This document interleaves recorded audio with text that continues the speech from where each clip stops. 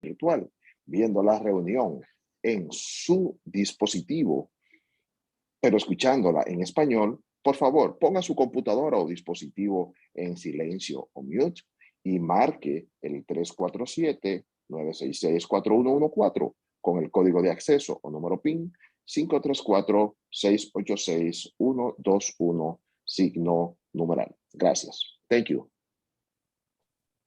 Thank you, Benito. Very importantly, we wish to announce that there are Spanish interpreters here tonight. We already went over that slide. My apologies.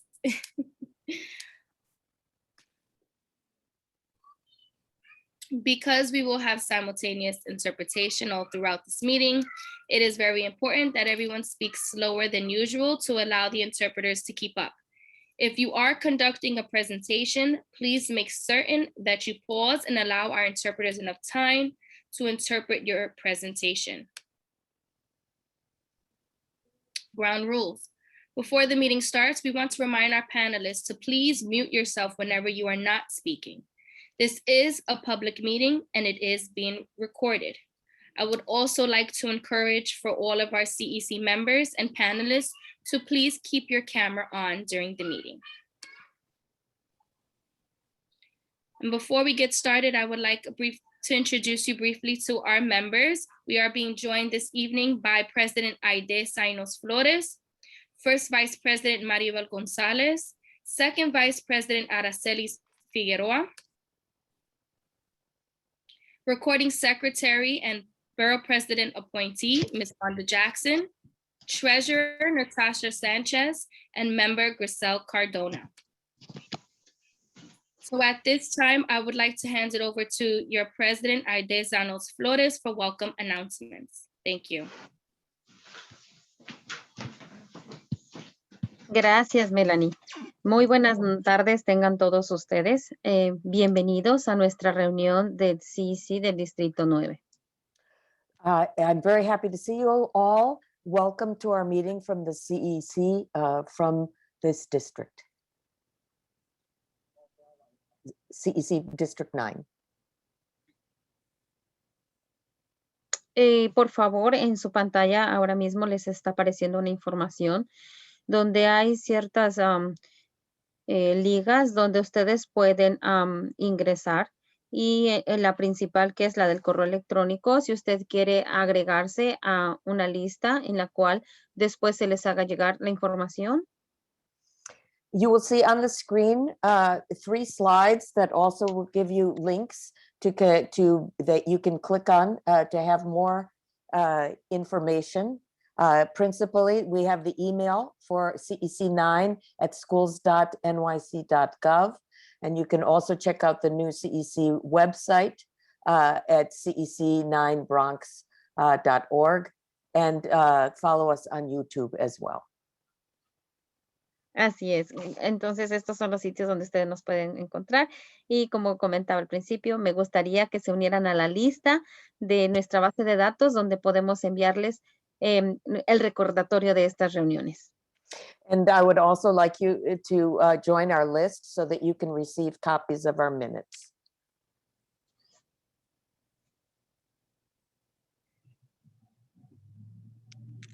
Bueno, como primer punto tenemos nuestra agenda y vamos a comenzar con nuestra reunión de negocios. A este tiempo, por favor, señora Jackson, ¿podría hacer el roll call? We're going to start our business meeting now with Ms. Jackson. Would you please give us the roll call? Yes, thank you, Madam President. Ade. Presente. I'm here. Maribel. Present. Aracelis. Present. Myself is present. Natasha. Present. Grisel. I'm president and I don't have my video because I'm eating, so I'm sorry. I apologize. Letting everyone know in advance.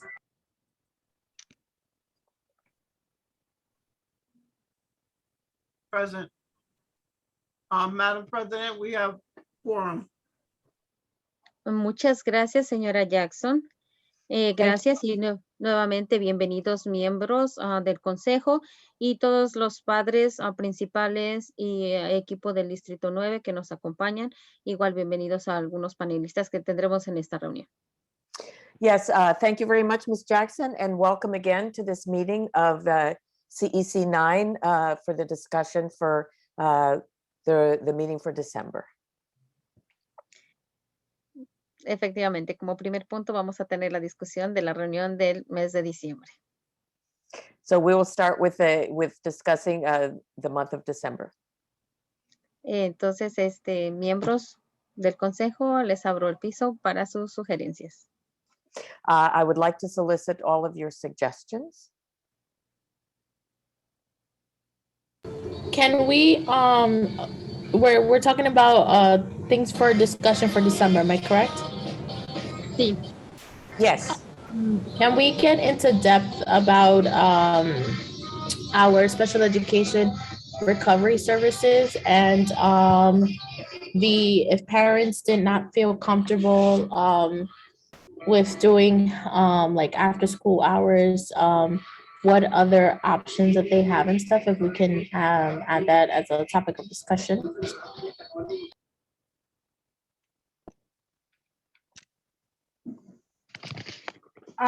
Grizel, what she meant to say is, like, what would we want? Who do we want in December to come? Okay. And, Okay, can we get Bill in? who would we like to come in December to present something? So if you want someone from the IP department to come in December to do Bill.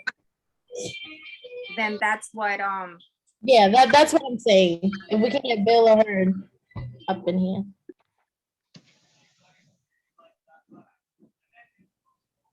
Gracias, señora Maribel, por aclarar esto. Y entonces nuestra primera opción o sugerencia es traer a alguien que nos hable un poco más sobre el IP. Y recuerden hacer sus preguntas por separado para que las tengamos para el día de la reunión y puedan hacerlas. Yeah, so thank you for Maribel for clarifying that question. And the issue at hand is bringing in somebody in December to talk to us about IP. I want to suggest bringing somebody from the school for information, clarification, question answers about the way for the application for high school for students that are living at middle schools. This year is very complicated.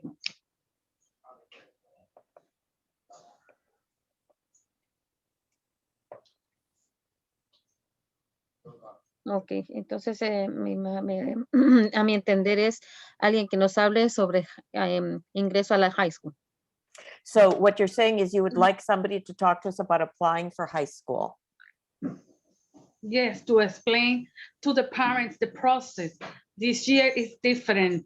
They have to connect. The student has to go and check in the computer on their page to see what school answered to them. It's a lot of process, it's different, and parents need to be aware of what they need to be doing. Perfecto.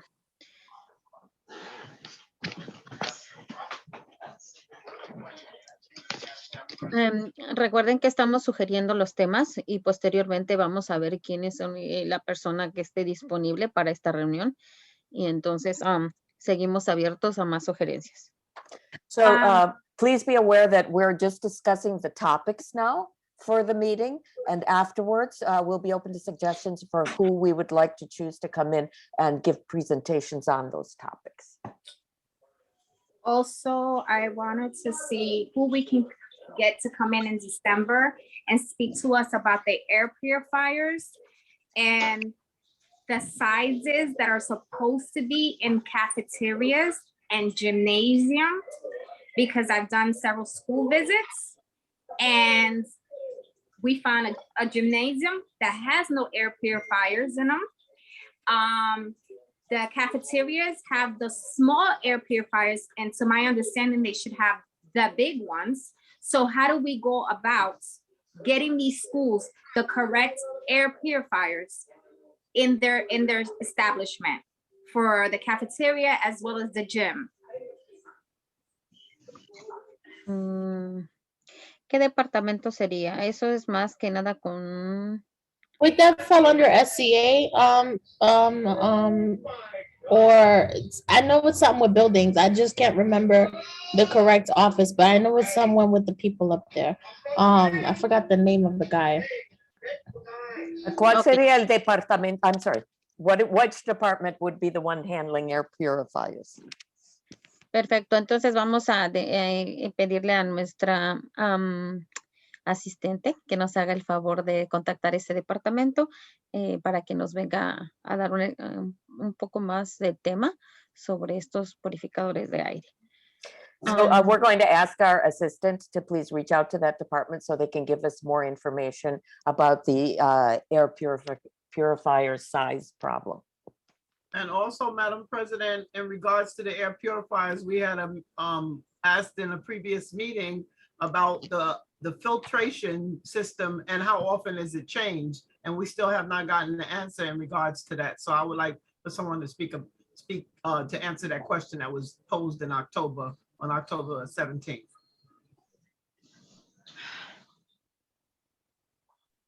Sí, me parece correcto. Entonces sí necesitamos que nos amplíen más sobre el tema y que verifiquen las nuevas preguntas que hay, ¿verdad?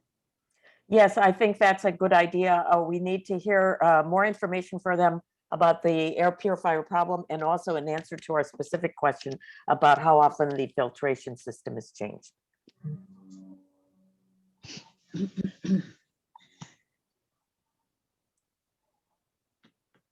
Can we add one more thing or no? Or is that too much? Sí, ¿algo más? The Kid Rising program, the savings, the savings accounts for kindergarteners.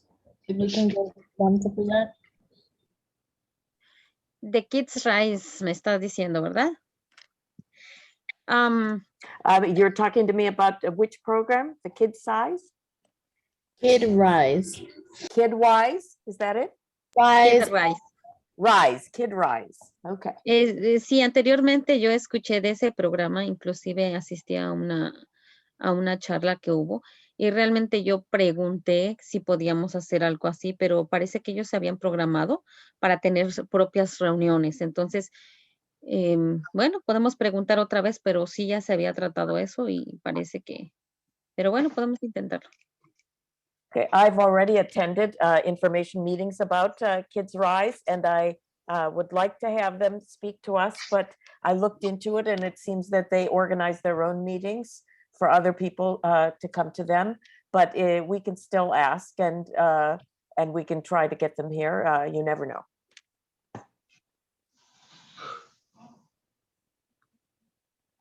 ¿Algún otro tema de interés? Anything else that anyone would like to bring up?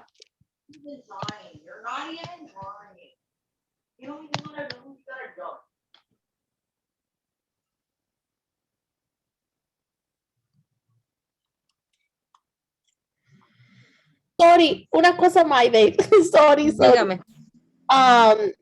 Los screeners. Porque yo sé que los principales, los self screeners, how do we say it? Los screeners que están haciendo con los niños, que para ver que dónde están y todo eso, usando la programa de esa. ¿Será como exámenes? Perdón, Natasha. Are you referring to the health screens that they do every morning, Grisel? No.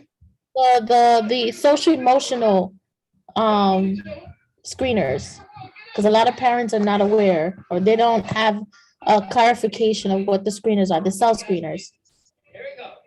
La evaluación. ¿Es una evaluación que se les está haciendo a los niños? Ajá. Ok. Eso sí me parece muy importante, ¿no? Porque realmente muchos padres no están entendiendo o no están primero informados que se les están haciendo esas evaluaciones a los niños. Y sí estaría bien preguntar cómo se les está haciendo, quién se los está haciendo y cuál es el fin, ¿no? Y cómo se les va a apoyar ya teniendo esa solución, ¿no? O bueno, esa evaluación. Gracias. Yes, that's a very good question. I think we want to know a lot more about these evaluations. How are they done? Why are they done? How do they reach their conclusions and what happens as a result? So we should be looking into this. Bueno, creo que ya tenemos bastante tema por el cual podemos partir y bueno, vuelvo y repito, vamos a verificar también los tiempos de las personas que nos puedan venir a apoyar con estos temas. Y bueno, si no hay alguno otro de alta relevancia, podemos continuar. So I think we have many very interesting topics that we can propose for December, and now we can pass on to the next task, which will be finding qualified people to talk to those and on the relevant topics who have some knowledge of it. And we can continue with our next item. Y el siguiente punto en la agenda serían los negocios anteriores o negocios, sí, viejos. The next item on our agenda will be old business. Y creo que el que sí ya es demasiado viejo es, no sabemos todavía qué va a pasar o todavía no sabemos qué ha pasado con nuestro aire acondicionado de la oficina, ¿verdad? So something that's really old business, really too old business, is we still don't know what's going to happen with the air conditioning in our office. If I may briefly interrupt. Sí, Actually, Melania, a ver, por favor. Yes, I have an update that tomorrow they are scheduled to come in and install the air conditioner in our office. So there's some good news for this evening. Oh, bravo. Eso esperemos. Let's hope so. Muy bien, muy bien. ¿Algún otro? Señora González, ¿se me está pasando algo? Ms. Gonzalez, do you have something to add? No.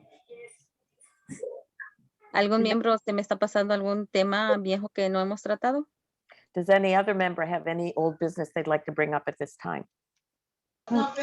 Los reimbursements que se deben no son bien. We're still owed bueno. reimbursements. Gracias, ya ven, ¿qué tal si no les pregunto? A mí se me están pasando. Que si quisiera saber a qué miembros son los que están atrasándose con sus reembolsos, por favor. La señora Cardona. Señora Cardona, can you speak to us about the reimbursements?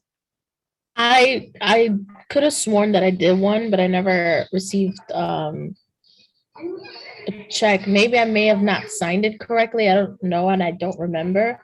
But I know that I didn't do one for the other month. I can't remember, but I know that I didn't get one for the first one that I did. I can't remember whether I submitted one and I didn't get a check, or maybe I didn't do one. I know I didn't do one for the following month.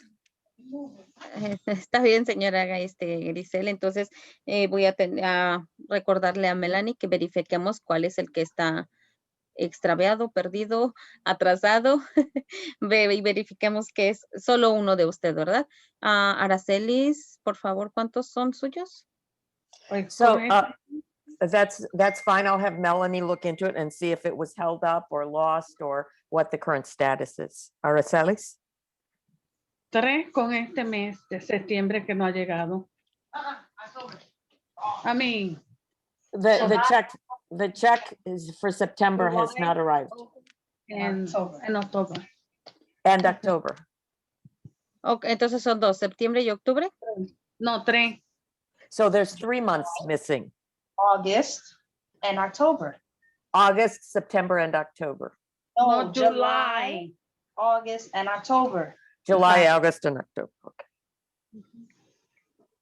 Y para mí, el de agosto no me ha llegado. Okay. And I didn't get August's either. Perfecto. Recuerden que Melanie está en la oficina y entonces voy a verificar con ella qué ha pasado con estos reembolsos y ella está en la oficina cuando ustedes puedan, tengan tiempo, nada más déjenle saber cuándo van a ir para que puedan llenar y firmar bien en tiempo y forma sus reembolsos, por favor. So I'm going to have Melanie look into it, and a reminder of that she's in the office, and you may have to come into the office and sign a form in order to get it. But I'm going to have to look into it.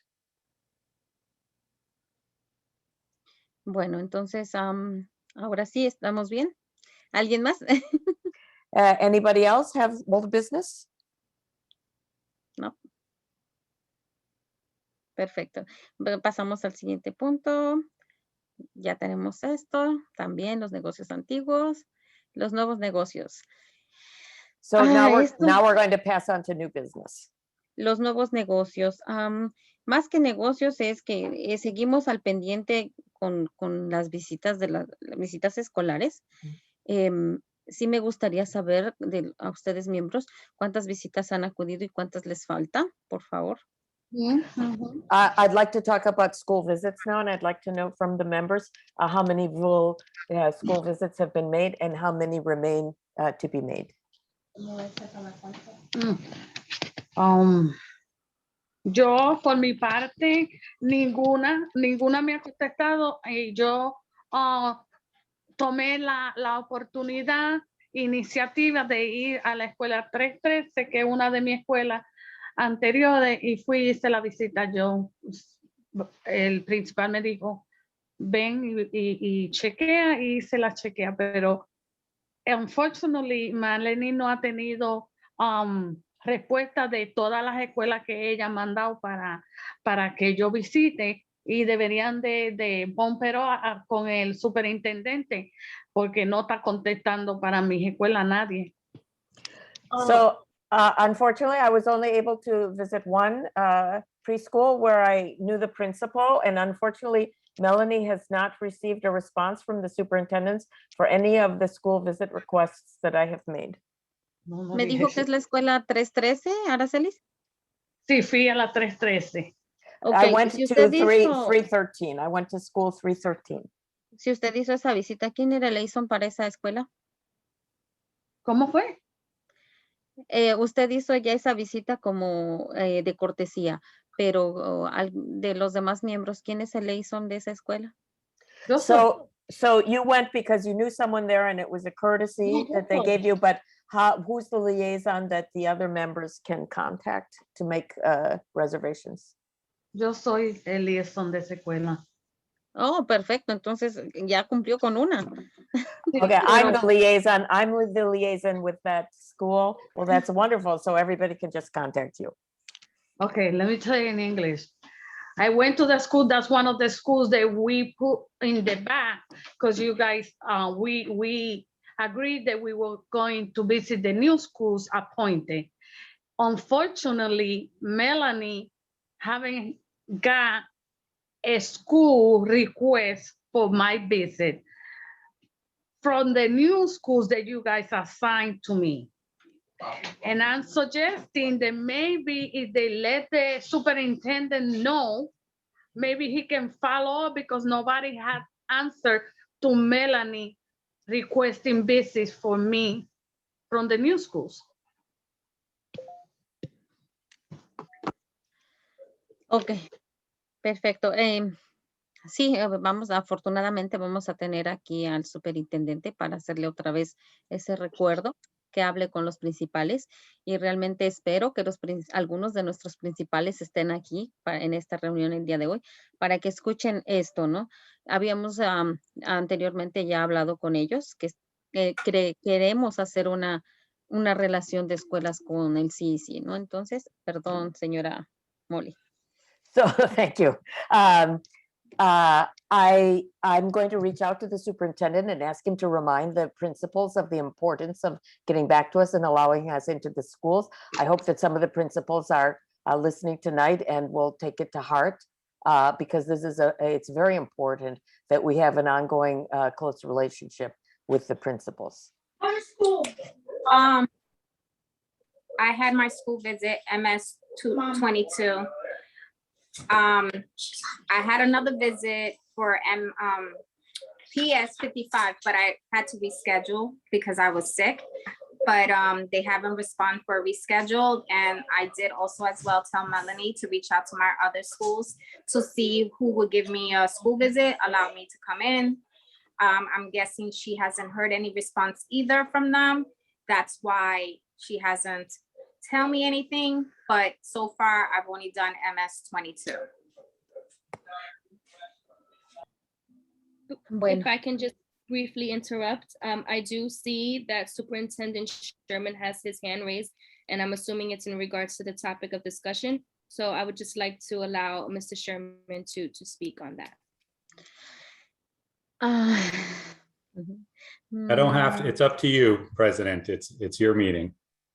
Yes, of course, with your permission, I did. Creo que por el momento es discusión solamente del consejo. Cuando llegue el momento de poder hablar un poco más con el superintendente, entonces esperemos escuchar todas sus sugerencias. I think right now the discussion should be limited to the council, but there will come a time, another time when the superintendent can speak, and we look forward to hearing all of his suggestions. Por favor, le agradezco mucho. Gracias. And I thank you for your understanding. Señora Cardona, ¿usted ha hecho alguna visita? Sí, 170. I did 170. The only problem that I had, like I said, with the school was the play yard and where the dance room is. There's an issue with the drainage, which the principal did say that she was going to fix it. But overall, it's a beautiful little school. And pictures everywhere, kids art, I loved it. The other school I was supposed to visit with Principal Bueno, they did not to Melanie about the visit, so I'm still waiting for that one. Perfecto, todo eso lo que ustedes hacen en sus visitas, por favor envíenselo en su reporte a su respectivo reporte a Melanie, por favor, para que verifiquemos más adelante qué es lo que necesitamos, a quién necesitamos traer para llamar la atención de estas necesidades de las escuelas. Por el momento solo estamos preguntando qué escuelas se han visitado y cómo vamos con esas visitas. Yes, thank you. Please make sure you put all of your observations of things that need correcting into a report that you submit to Melanie, so we can track whether or not those problems have been addressed in the future. For now, we're just going to talk about whether people have actually visited their schools. Yeah, so I'm still waiting for this other school to respond to Miss Melanie. But I do think that we need to make sure that principals are responding so that we can get these school visits done and that we can get the whatever issues addressed. Thank you. Well, Perfect. Are we ready? Ms. Jackson. Yes. Okay, thank you. I visited PS 35. The visit I did was conducted with the parent coordinator and the assistant principal in the building. The principal wasn't in the building. There were some more questions that I had, and I reached out to the parent coordinator to have a conversation about the things that I wanted to update in my report. So my report is not submitted. I also had a visit for PS 114, but it was on the same day as a half a day. And I thought it was intrusive to go to a school on a half a day because how much time would they actually have? So I'm looking, Melanie has reached out to reschedule that visit for me. And we're just waiting to go to our schools and do what we need to do. Thank you.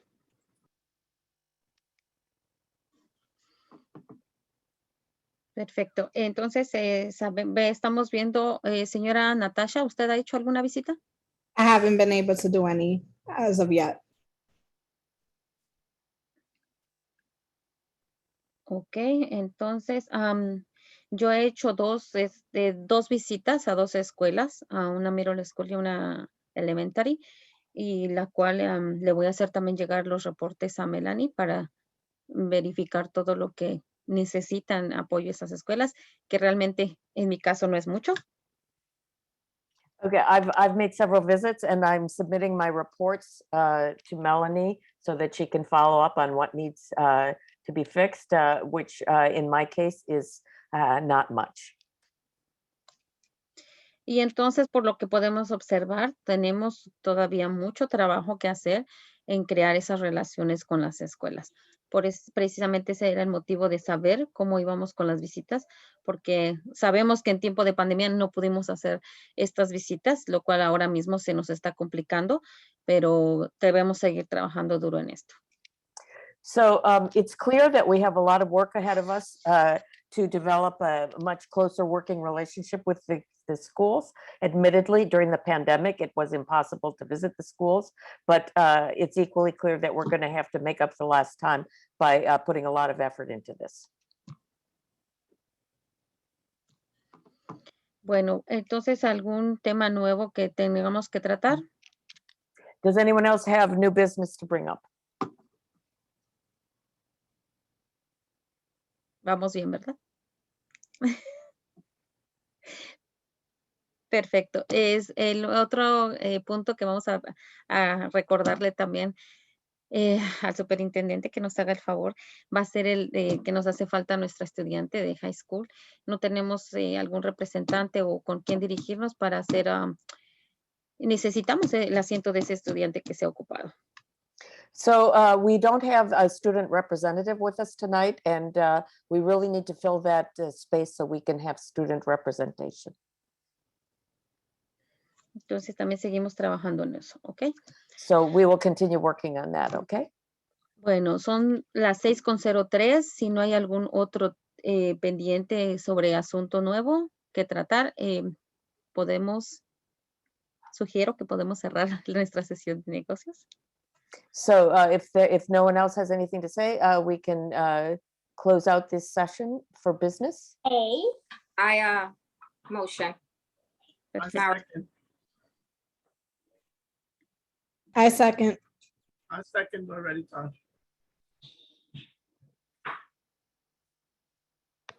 Perfecto. Maribel González hace la moción y la señora Natasha la segunda. So Maribel Gracias. Gonzalez made the motion and Natasha Sanchez seconded it. ¿Todos están de acuerdo? Everyone in agreement?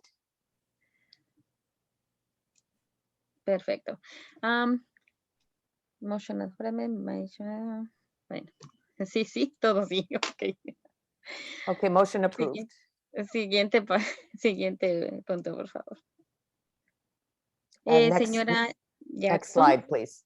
vamos a pasar a nuestra siguiente parte de nuestra reunión del día de hoy, que es nuestra sesión de calendario. So we're going to advance to the second part of the meeting, which is about the calendar. Para los que se acaban de reunir, bienvenidos sean todos en esta tarde-noche a nuestra reunión de CEC Distrito 9. So for those who are just joining us, thank you for participating in our calendar meeting for District 9. Y por favor, le pedimos a la señora Jackson si puede hacer el roll call. So we're asking Senora Jackson to do the roll call. Not a problem. Roll call. Day. Presente. Present. Maribel. Present. Araceli. Present. Myself present. Natasha. Present. Brazil. Present. And quorum, we still have quorum. Gracias, señora Jackson. Thank you, Ms. Jackson. I'm sorry if I could just interrupt because I would just like to acknowledge that we have 4 members who are missing and have not recorded their absence. And those members are Rosemary Pinero, Rosana de la Rosa, Noemi Hernandez, and Evelyn Batanzas. They are absent and unexcused at this time. Perfecto, gracias Melanie por dejarnos saber esto y realmente eso ya se venía tocando el tema un poco en las reuniones pasadas. A este momento creo que debemos ya, de acuerdo a los bylaws, a tomar una decisión con ellas, ¿verdad? So thank you very much, Melanie, for sharing that information with us. I think that Ms. Jackson has brought this up at previous meetings, and according to the bylaws, we should be making some sort of decision about that. Bueno, de acuerdo a los slides, le damos otra vez la bienvenida a todos. Gracias por estar aquí. Y la parte importante de todo esto es los padres y que están viniendo este día a recurrir esta información que es tan importante para todos. So we want to thank you for joining us, especially, we're especially happy to have the parents' participation, and we'll be taping this so that everybody can access it. Y bueno, entonces a este momento le vamos a dar la palabra a nuestro superintendente, el señor Harry Sherman, con que nos dé su reporte, por favor. Now we're going to pass the microphone over to Superintendent Harry Sherman, who's going to be giving us his report. Good evening, everyone. Thank you so much for making time for me and for welcoming me. And IDE, I just want you to know I 100% respect you punting me forward to now, and no worries there. I do want to just say I did want to respond to that part of the conversation, and I'll start there. To the members, if you are trying to schedule meetings with schools and you're having any issues with response, I can certainly send out a message, but that might get lost. If you send me an email, or if you have Melanie let me know any schools that you're not hearing from, I will just call the principal directly, make sure that they check that email and get back to you. We want to make sure that the doors are open. We understand that principals are just inundated. They may miss the email. They may not realize it's specific to them. They may see a subject line and not realize what's happening. So we want to, make the allowance that we know that principals have heard from me plenty about the importance of this partnership, and that the relationship we have with parent leadership is critical and central to the success of our district. But sometimes they may need to know that they're missing an email or that follow-up, and so we will make sure we address it. Please just let me know, and we'll take care of it. I'm going to share my screen for my presentation for today. And so let me see, can you all see okay? You see the screen? Yep, perfect. Okay, thank you.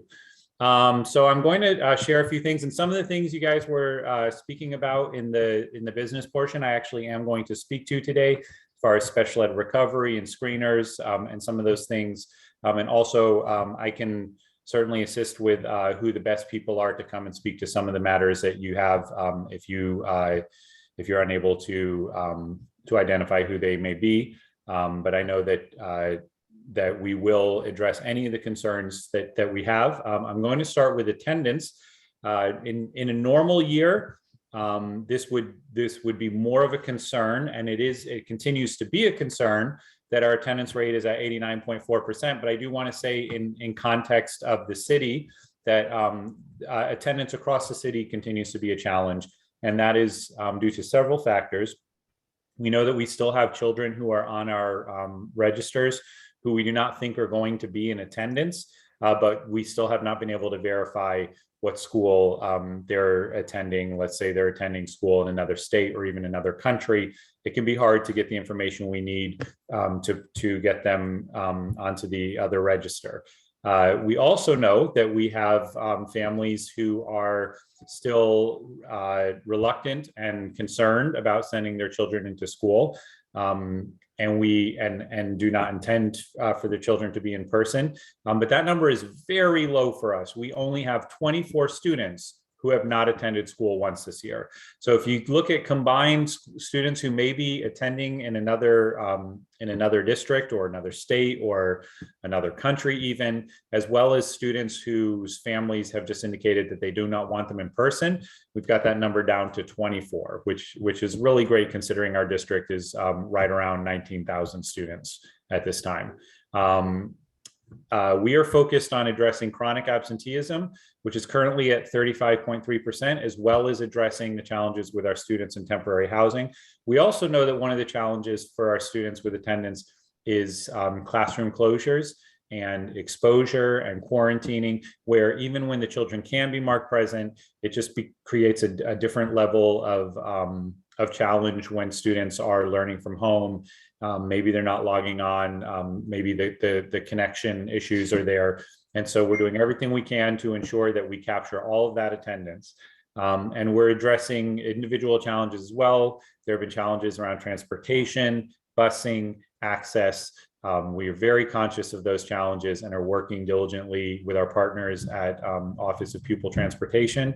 But some of these things are beyond our control. For example, when a student just hasn't been routed, and we've done everything we can to address that. Again, those numbers are very low. The overall patterns and challenges around attendance are similar to what we're seeing across the city.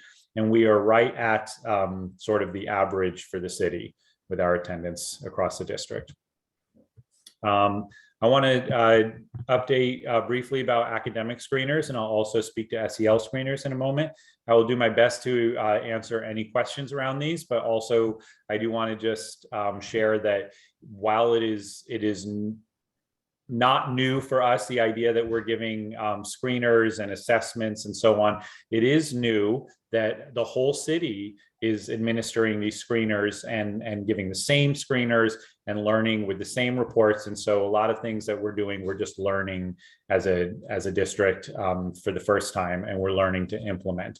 And this is a powerful opportunity for us to understand how our children are doing, the needs that they have, what we need to do in the curriculum and the instruction and the resources. And so we're grateful for this opportunity, but it is also something that we are still learning about, and we want to engage all stakeholders in that learning. So we have administered the MAP and the Acadience, I spelled that wrong, to all students. Those are the assessments, the screeners that the city has endorsed for all schools to administer. Now, what we see in a very brief look is that based on what we see in those screeners, 15.6% of students would be projected to score at a level 3 or above in ELA, and only 7.5% of students projected to score at a level 3 or above in math. That's a concern for several reasons, and I'll explain what I mean by that. In one respect, it tells us that there has definitely been learning loss in terms of academic skills while we had the majority of our students in remote learning. And it speaks to the need and the impact for students to be in school. At the same time, it's a concern because this can reinforce deficit beliefs and deficit mindset about our students and where they are, and it can reinforce the idea around remediation when instead we need to be thinking about acceleration. Rather than slowing learning down, we need to be thinking about speeding learning up to get kids caught up and to challenge kids at grade level content while providing the support that they need. So this is just information to help us to understand the needs of our students, who needs those interventions, who needs those supports around specific standards, and to help principals and teacher teams really plan diligently and specifically for the needs of our students. I am focused on the development of shared understanding from the principal through to all stakeholders. So we are doing work at the district level, helping our principals to unpack and understand the information that's in these screener reports and what that looks like as they plan for their children and for the engagement of their families. And we are also going to be engaging those principals in how they create access to this data for every stakeholder, so that every student and every parent has a knowledge of the needs of the child and what they can be doing at home, as well as what they should be expecting for what's happening in school to address the specific needs of every child. We want to focus on growth, strong core instruction, tiered supports, and high expectations.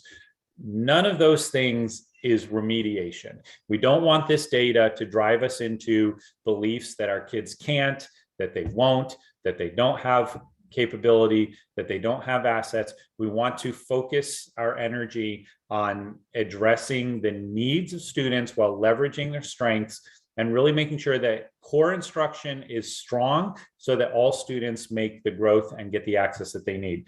I participated in an equity series this afternoon where a gentleman presented on the power of really seeing the capability of our students, giving them multiple texts that are multidisciplinary, that are rich, that are challenging, and having those high expectations for students is the way to accelerate their learning, not watering down and reducing our expectations. And I'll speak more to that at the end. So I want to speak briefly about the Special Education Recovery Plan, which I heard mentioned. So certainly we can invite in for presentation at the next meeting to talk in much more detail about what schools are doing, but I have some data to share with you and can speak a little bit about the steps that we're taking as a district. So specific to IEP goal progress monitoring, and the reason I'm starting here is because the whole focus of academic recovery is to address the idea that many students may not have met their IEP goals while in remote learning, and that we need to be intentional about providing opportunities for them to get those extra supports. And so right off the bat, one of the concerns is 38% of IEPs at this moment in time, no monitoring, no progress monitoring has been entered at all. And so that's where we're going to start, that we need to make sure that teachers are entering their progress monitoring quarterly for every student. First quarter should be in already. And at this point, 38% of our students in the district, we're not seeing that data has been entered. And so the rest of the data that we have is incomplete. Of the data that we have, 2% of all students, it's showing that the progress has either stopped or slowed. 4% of students are not progressing, and 43% of their students are progressing towards their goals. So obviously we have work to do to ensure that all students are progressing towards their goals, but we don't know what the data is on those 38% of students that are not entered at all. And so that's some of the work that we'll be doing with the district. The deadline to initiate recovery services for highest priority students is December 6th. That deadline was moved back by a couple of weeks. So if you have a student with an IEP and those services haven't started, they should start by December 6th at the latest. Now, specific to the idea of like how academic recovery services are being provided and how do families get access and support if the model of after school is not something that they can take advantage of, which we recognize is the case for many families, especially when busing is involved. So academic recovery services are being provided in a range of models. They can be in person, they can be blended, they can be remote, they can be during the school day, and they can be after school. And so if a child cannot stay after school for an in-person program, they can also log on for a blended or remote after school program. If that is not available or not an option for a family, maybe the child is on the bus for an hour and a half getting home, and the parent does not have the time or space to take care of dinner, have their child do homework, and have them log on by a certain time. And that's all going to be the circumstances for a number of our families. They can also receive those services during the school day. And that's where the school should coordinate and ensure that the child is still receiving strong core instruction, still receiving the appropriate exposure to arts, but also find that time and space where a child can receive the special ed recovery services. So that might mean that a child attends 6 periods of core instruction in ELA, and then those extra 2 supplemental periods gets recovery services instead of maybe supplemental periods. And again, that's an area where schools should be partnering with families, should be reaching out and having conversation about what makes the most sense. So I also want to share an update on special education program services, which is something that we've done a lot of work on as a district.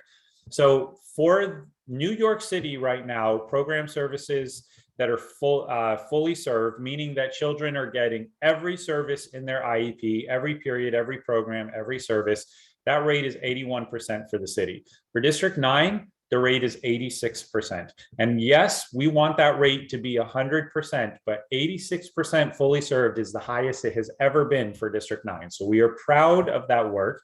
And we also know that there's room for that number to be even higher just by looking at program recommendations being more flexible. So sometimes there's recommendations that the school doesn't have the ability to offer, but if the school and the parent had a conversation about the best way to meet the needs of the child and wrote that into the IEP, then we could see the program services being fully served. There's also just technical glitches and ways that we can get that number higher where maybe a student is receiving the correct services, but it's just entered in our system wrong. All of that said, there are real staffing challenges as well. And so some of our children are not being fully served because they're not getting, like the person who's providing the services is not a bilingual special education teacher. And that's a real issue in our district where we have many students with a bilingual special education recommendation, but we don't have the teacher who's certified in bilingual special education. And it's, when I say especially now, because with the vaccine mandate for teachers, we have lost teachers and it is harder to get teachers. And so this is work that we're building back up from. And so one of the things one of the solutions that makes sense to the city is that when you have a bilingual special education recommendation, you could have a bilingual teacher and a special ed teacher in the same class. The state is not of the opinion that works. So that's something that the city and the state are trying to iron out, but that could be a way to meet the needs of students in a way that's practical, because if the teacher isn't there, the teacher isn't there. But we do have bilingual teachers, we do have special ed teachers, and it seems like that's an opportunity to meet the needs of students. Back to SEL screeners, which I mentioned previously. So these are underway now. We had at our principals meeting today, we had members of Urban Assembly who initiated the work around these screeners, sharing with principals how to convene their team, how to use this data to inform tiered supports for students. One of the things that they specialize is data cannot and should not be used for special ed referrals. This data cannot and should not be used in any way to stigmatize students or to be used in any way for negative outcomes or interventions. This is really about recognizing the strengths that students have and where students need opportunity for more socialization, where they need opportunity for more character development, where they need opportunity for more SEL supports. And so we're working with schools with several partnerships to develop strategies and interventions that support all students, the same as academics. There are core SEL supports like a PBIS program or a ruler program or an advisory program. And then there are tier 2 and 3 supports like restorative circles and specialized programs and mentoring and counseling and so on. And so this is a way for schools to recognize the impact of their interventions and supports, as well as to be strategic and smart about who's getting those supports. And again, I can answer any questions around that to the best of my ability when we wrap up. This also might be another great area to bring someone in who has more knowledge and expertise around this program, because as it's new to us, we are learning as well. And I just want to be transparent about that. I'll share everything I know, as it's a new frontier, we are developing our expertise as we go. But as with the academic screeners, the SEL screeners are a powerful opportunity for us to understand and meet the needs of our students. We can't address what we don't know. And once we do know, we have an obligation to address and support. I want to provide a quick update on the equity plan. So all schools have formed an equity team at this point, and we are working with the district team and principals to support the next stages, which is to develop the expertise and strength of the team, to identify focus area based on data, and to engage in cycles of improvement. Now, I want to say something to the CEC. This is an area where I really want to work in partnership. If you are a part of a school leadership team and There has been no conversation around the equity team. The expectation and the intent of the district is for these equity teams to be engaging of all stakeholders. Now, there might be like a school-based subcommittee that does some planning, but there needs to be an equity team that is inclusive of all stakeholders, and that definitely means parent leadership. And so if you're not sure if you're on the equity team, ask your principal about that. The answer may be, we're doing the equity plan in the SLT, which is fine. But then there might be some need to support the principal around really naming explicitly the equity portion of that work, and really identifying explicitly that this is a cross-functional team and that this is also our equity team. And again, the goal is for each school to look at data, to pick that focus area and engage in cycles of improvement. We did work on that today, and schools should be able to identify that focus area by next month. And so that's the work that they should be doing in those teams at this time. Many of the teams are new, are just getting started, are in the development stage. And so we want to recognize that this is work that we go slow to go fast, and that we need to go together. And so we don't want to rush the process. We want to ensure that people are moving forward strategically and effectively. And we have a partnership. So I'm just going to plug this. This is not work I'm going to take credit for. I can thank the CEC and PAC and New Settlement and Chauncey for setting this up, but it's a great opportunity that I just want to highlight, which is a partnership with PAC and NYU for a curriculum scoring event, which will be taking place next month. And we are engaging in identifying pieces of curriculum that we use for NYU to help us to look at how culturally responsive that curriculum is, and to help us to look at the moves that we can make as schools and as school leaders to make our curriculum more culturally responsive. So thank you to PAC for setting up that powerful partnership. And I want to close here. I know that we had a community engagement event around Brilliant NYC, and we talked about enrichment and acceleration for all in District 9. And right now, the framing of Brilliant NYC is this idea that we're bringing gifted and talented instruction to all students. But I'm just going to speak a pragmatic reality right now, which is that we are also transitioning administrations. And so I just want to say this to everyone. No matter the city stance, no matter what the city does with gifted and talented, whether they phase it out, change the test, change the entry, keep it, no matter what they do, we as a district are committed to the principles of Brilliant NYC, and we're doing it regardless, right? We are committed to the principles of enrichment and acceleration for every District 9 student. And so you can hold me to that, and I will hold us together to this commitment that there is powerful community investment and belief in these principles. When we had that community engagement conversation, yes, there were some families whose children had attended Gifted and Talented who wondered aloud about what would this mean for their child, but who also advocated for the importance of that approach for every child. And for the most part, the fears were that this would just be a continuation of Gifted and Talented, a continuation of separation of children, a continuation of creating access for some, but not all. In District 9, I am committed to us moving forward with this approach. Currently, the steps we're taking is to ensure chess in our schools, debate club and a debate league for all of our middle schools, Regents access for every middle school, the science fair, and college and career readiness activities, which will include a college and career readiness fair at the end of the year. But we're developing a vision around deepening that work to not just be a one-time event, but to include college visits, to include college training and awareness for families, to understand about access, to understand about developing college culture in every household. Looking ahead, we are committed. De aquí en adelante. Looking ahead, we are committed to ensuring computer science and coding access for all of our families. We have that in PS204 in the Gifted and Talented class. There's no reason why we can't create access to computer science and coding for all of our families.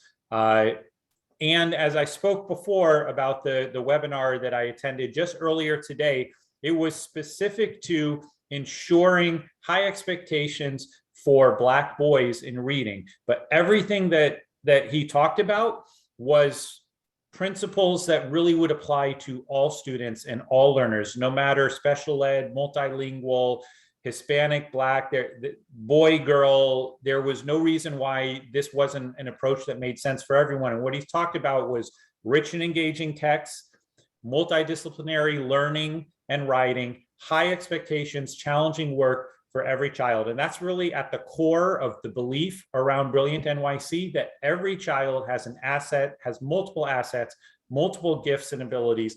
And we need to meet children where they are, which isn't to lower our expectations, but to raise them, to understand that they're capable, that they're interested, that they're excited to learn, and that we need to bring the learning to our students, that we need to bring the excitement, that we need to bring that enriching, high engaging text for all of our children. And ultimately, this is about culturally responsive and sustaining assessments, curriculum, and pedagogy. We always have to remember that culturally responsive does not mean low expectations. Culturally responsive starts with high expectations. It doesn't just mean that our books have kids and characters that look like them, although that is a critical part of it. Identity and mirrors is a critical part of it, but it's also windows. It's also a global perspective. It's also high expectations. It's also rich text. It's all of those things. And as a district, we are going to raise the bar for all of our students. I just want to share that commitment with you in closing, and I'm here for any questions that you have at this time. Thank you, Superintendent Sherman. So Aide, you can continue with the presentation. I'm going to share my screen again.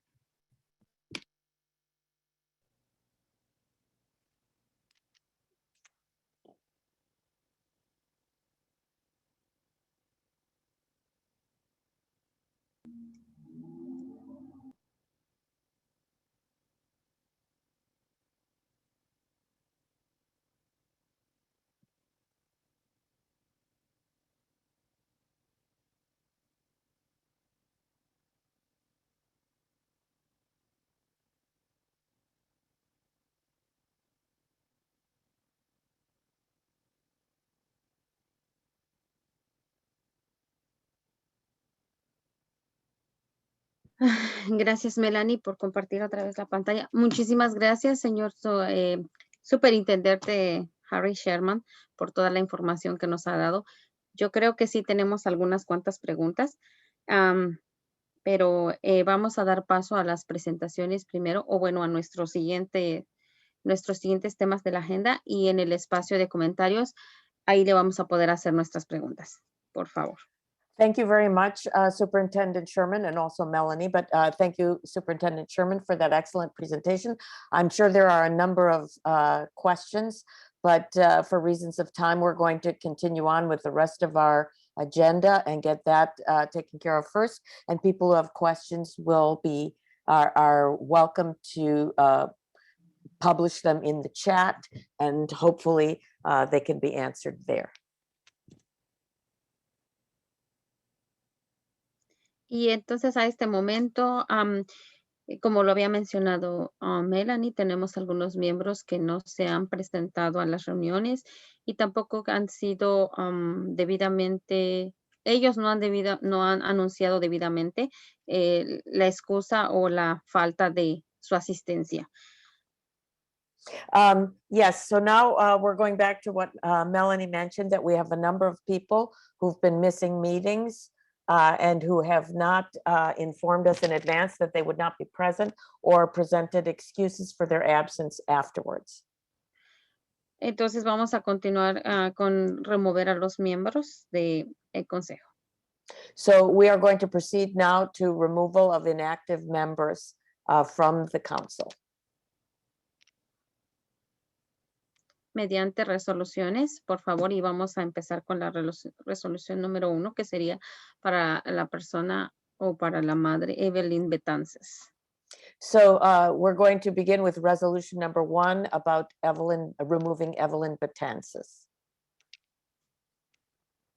Sí podría pedirle de favor a la señora Jackson si ella puede leer la resolución número 1 o So si ella no puede, algún otro miembro podría, por favor. I'm going to ask Miss Wanda Jackson to read the resolution aloud, and if she is unable to do so, could one of the members please do so?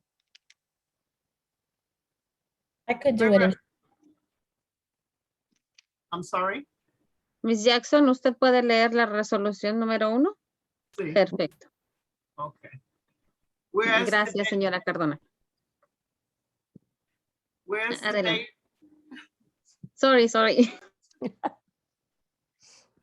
whereas to date, Evelyn Batanza has missed 3 or more CC9 meetings without providing any requests for acceptable excuses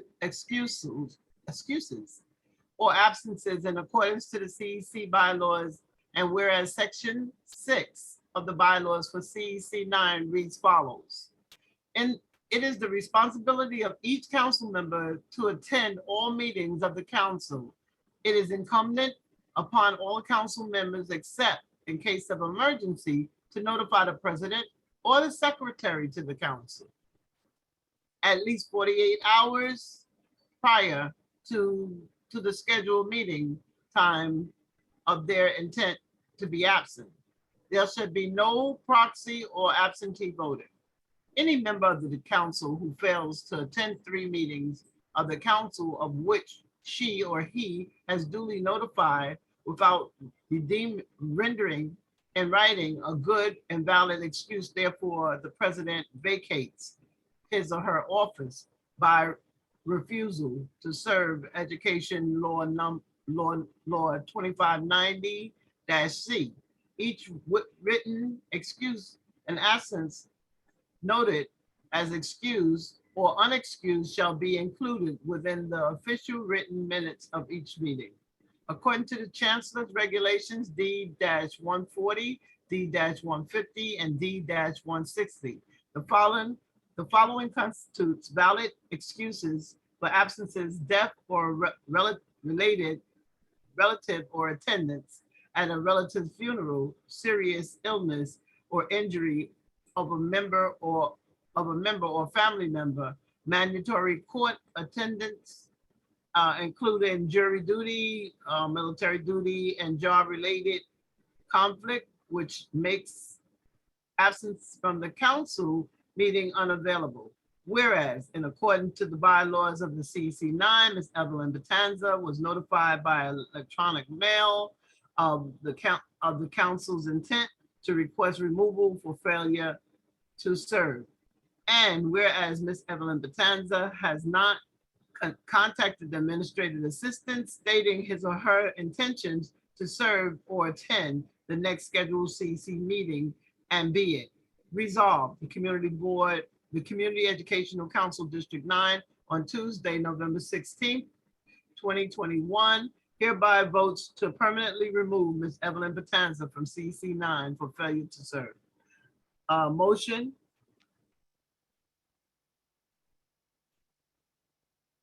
You need someone to make a motion? Yes.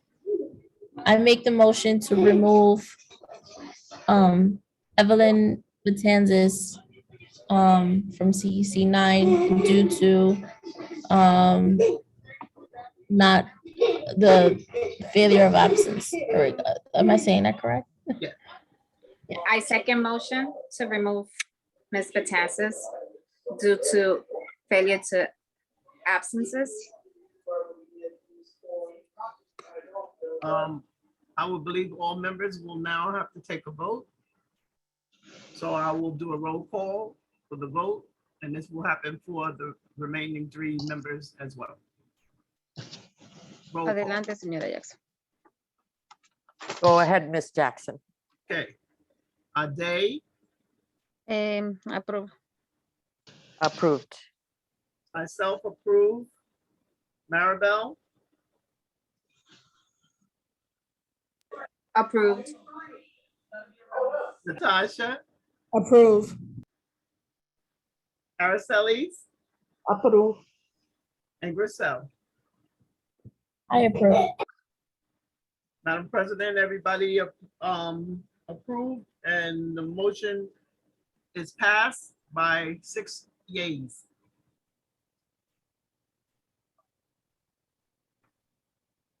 Gracias, señora Jackson. Entonces seguimos con nuestra siguiente resolución, que es para Roxana de la Rosa.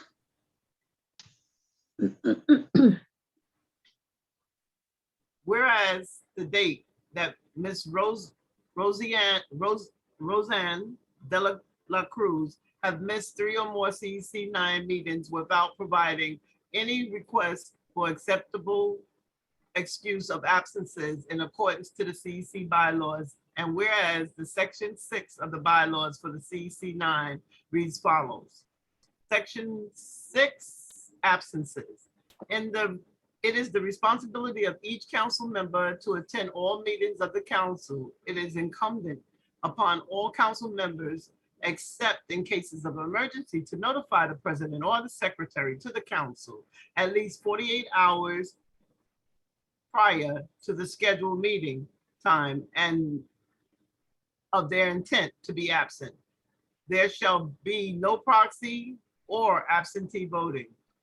Any member of the council who fails to attend 3 meetings of the council of which she or he is duly notified without rendering in writing a good and valid excuse, therefore the president vacates his or her office by refusal to serve. Educational law 2590-C, each written excuse and absence noted and excused or unexcused shall be included within the official written minutes of each meeting. According to the Chancellor's regulations, D-140, D-150, and D-160, the following constitutes valid excuses for absence, death, or relative or attendance at a relative's funeral, serious illness or injury of a member or a member's family member, mandatory court attendance, including jury duty, military duty, and job-related conflict, which makes absence from a council meeting unavoidable. Whereas in accordance with the bylaws of the CEC 9, Ms. Roseanne de la Rosa was notified electronically and electronically mailed of the council's intent to request removal for the failure to serve. And whereas Ms. Roseanne de la Rose has not contacted the administrative assistants stating her intentions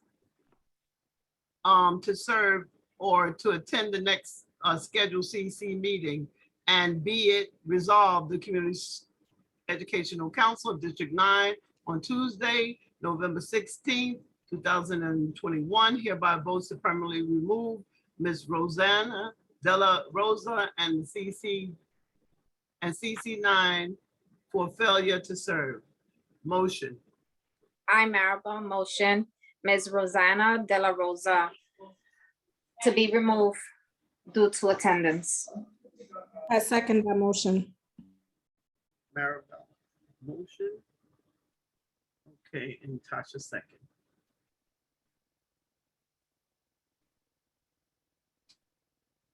Roll call. Ade, ¿Apruebo? Approved. Maribel, Approved. Aracelis, Approved. myself approved, Natasha, Approved. and Grisel. I approve. Madam President, we have quorum and it passed for the yes. Seguimos entonces con la resolución número 3 para la señora Rosemary Pinero. So let's go to resolution 3 about Rosemary Pinero. So, whereas to date, Rosemary Pinero has missed 3 or more CEC 9 meetings without providing any request for acceptability acceptable excuse of absences in accordance to the CC9 bylaws. And whereas Section 6 of the bylaws for CC9 reads as follows. It is the responsibility of each council member to attend all meetings of the council. It is incumbent upon all council members, except in case of emergency, to notify the president or the secretary to the council at least 48 hours prior to the scheduled meeting time of their intent to be absent. There shall be no proxy or absentee voting. Any member of the council who fails to attend 3 meetings of the council of which she duly notified without rendering in writing a good and valid excuse, therefore, to the president vacates her office by refusal to serve the educational law 2590-C. Each written excuse and absence, noted excuse and unexcused shall be included within the official written minutes of each meeting. According to the Chancellor's regs, D-140, D-150, and D-60, the following constitutes valid excuses for absence, death of a relative, or attendance of a relative, funeral, serious illness, or injury of a member or a family member, mandatory court attendance, including jury duty, military duty, and job-related conflicts with which makes the absence from the council meeting unavailable. Whereas in accordance with the bylaws of CC9, Ms. Rosemary, is that right? Ms. Rosemary Pinero was notified by electronic mail and the council's intent to request removal for failure to serve. And whereas Ms. Rosemary Pinero has not contacted the administrative assistant during her absence and intentions to serve or attend the needs and to serve or attend the next scheduled CC meeting. And be it resolved that the Community Education Council of District 9 on Tuesday, November 16th, 2021, hereby votes to permanently remove Ms. Rosemary Pinero from CC9 for failure to serve. Motion. I, Maribel, motion Ms. Rosemary Pinero to be removed due to absence. Second. I'll second it. Vote. Members, Ade, Apruebo.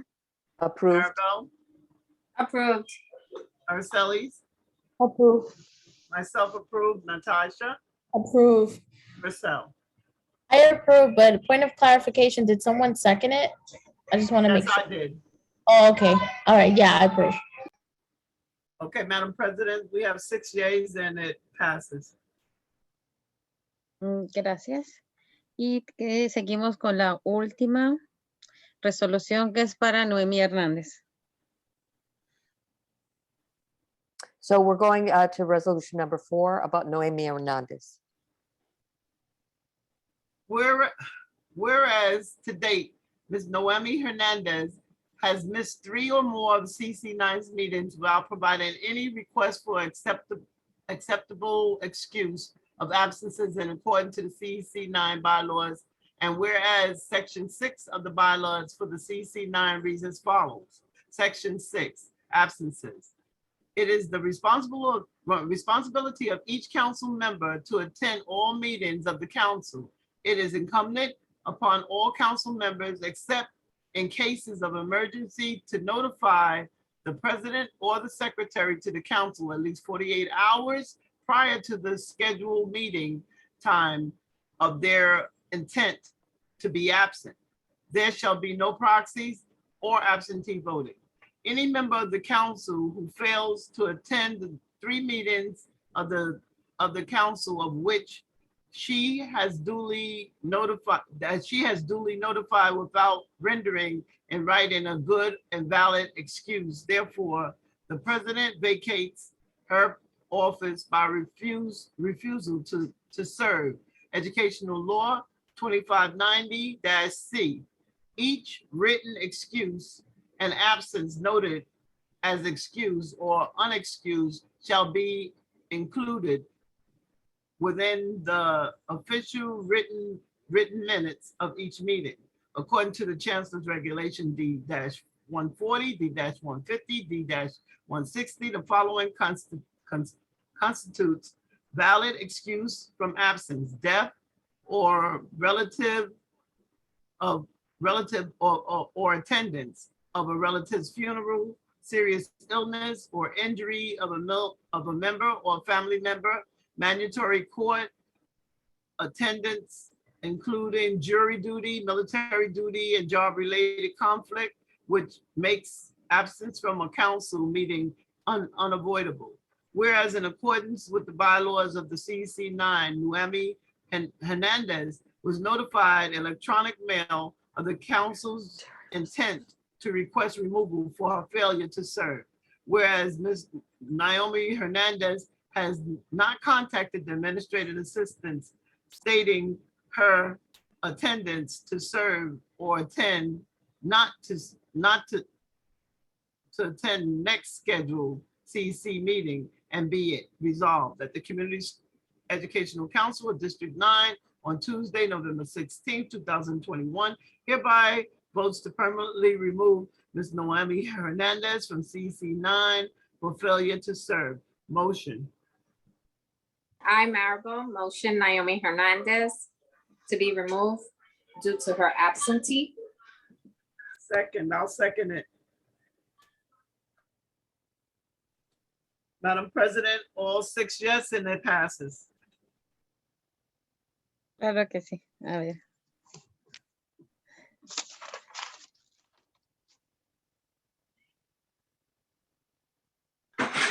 ¿Va a ser la votación? ¿Va a ser el llamado? ¿O damos por hecho que todos dijeron que aprueban? We have to do a roll call vote. Do we have to have a roll call vote? Yes. Yes, please. Ms. Jackson. I apologize. Okay, Gracias. roll call. Ade, Apruebo. Approved. Arabelle, Approved. Araceli, Approve. myself approved, Natasha, Approve. and Grissa. I approve. Madam President, you have 6 yes, and it does pass. Gracias, señora Jackson, por hacer esta lectura de las mociones, de las resoluciones. Y por favor, solo para hacerles un poco de clarificación para los padres que están presentes y que están escuchando todo esto, son miembros que fueron electos y que estaban supuestos a estar en estas reuniones y que no han asistido. Y, perdón, señora Molly. So to clarify for parents who may not have been following this at other sessions, this was a question of parents who'd been elected to the council who repeatedly did not show up to attend the meetings. Entonces, estas resoluciones han pasado y necesitamos tener quórum para hacer esa votación y que todos estén de acuerdo. We had to have a quorum in order to pass these resolutions to remove them, to free up their seats. And we have had enough people vote for it that we were able to remove them. Y como han escuchado en cada resolución, esto es bajo el reglamento de los reglamentos del canciller que rigen el Consejo de Educación. As you have been able to hear by listening to each resolution, everything was done in accordance with the bylaws that have been set by the chancellor and was done according to every regulation that pertains to this. Y entonces a este momento y en las reuniones siguientes vamos a estarles invitando a los padres que hay asientos para el CEC, los cuales ustedes pueden obtener. As a result of these removals, there will be seats opening up on the council that will be open for parent candidates, and we invite anybody who's interested to apply for these seats. Bueno, seguimos con el siguiente punto, So we're going to go on to the next item. que serían nuestras presentaciones. Así que, por favor, podemos llamar a nuestro primer presentador. So we're going to go on with our presenters. The first one will be Tefsa Scott.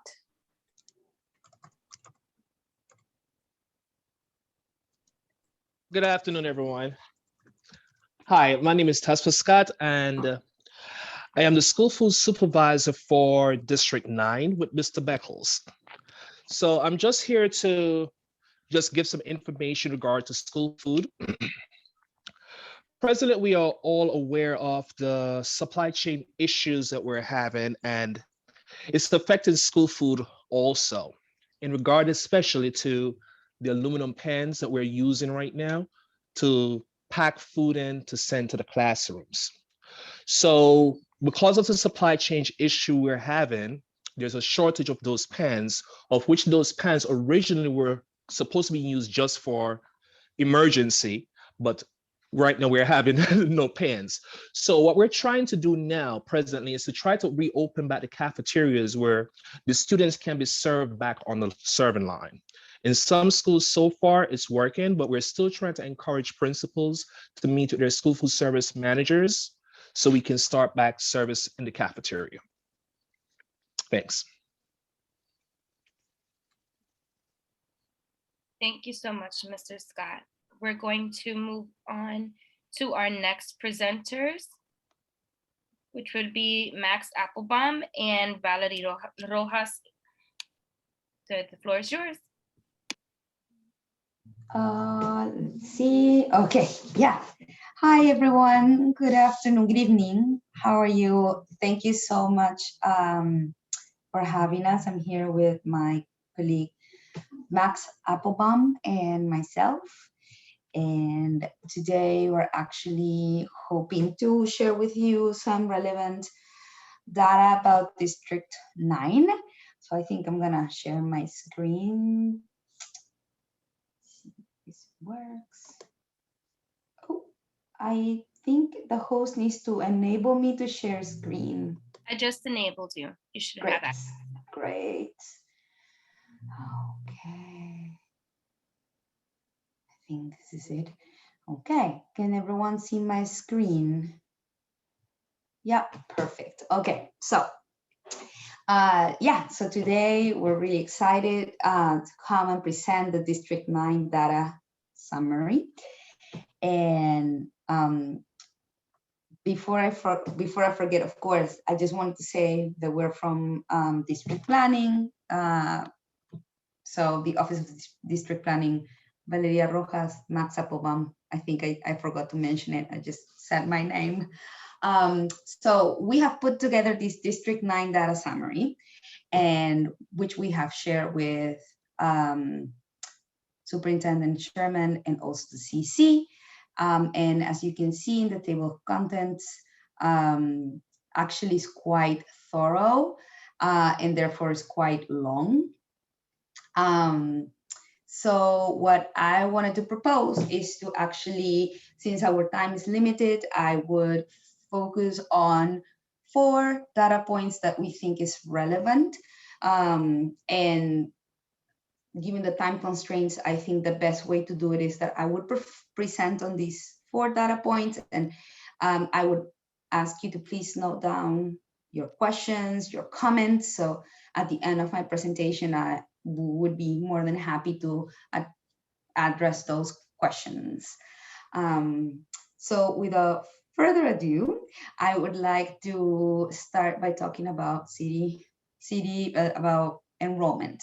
So in this graph, we see the citywide enrollment for K-12 enrollment in all districts, district and charter schools. And what we can see is that enrollment has been decreasing consistently since 2016. So this is a citywide trend.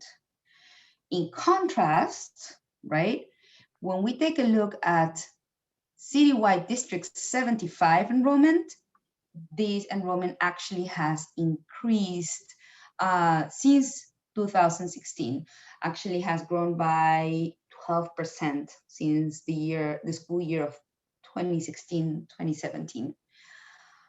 When we take a closer look into the enrollment for District 9, we have some interesting historical enrollment data. So what we see here is that in the last 5 years, the total enrollment in District 9 has decreased by 9%. Now, this is at all grade levels, we see there is a decrease. The most significant decrease that we can see is in the elementary school grades, with a decrease of 16%. And if we take even a closer look, most notably in the kindergarten enrollment, which has decreased by almost 33%. So, you might be wondering how so, and I think there are many factors at play. Like we saw, this is citywide trend that can be partly explained by, families are having fewer kids, so the household size has decreased. Also, immigration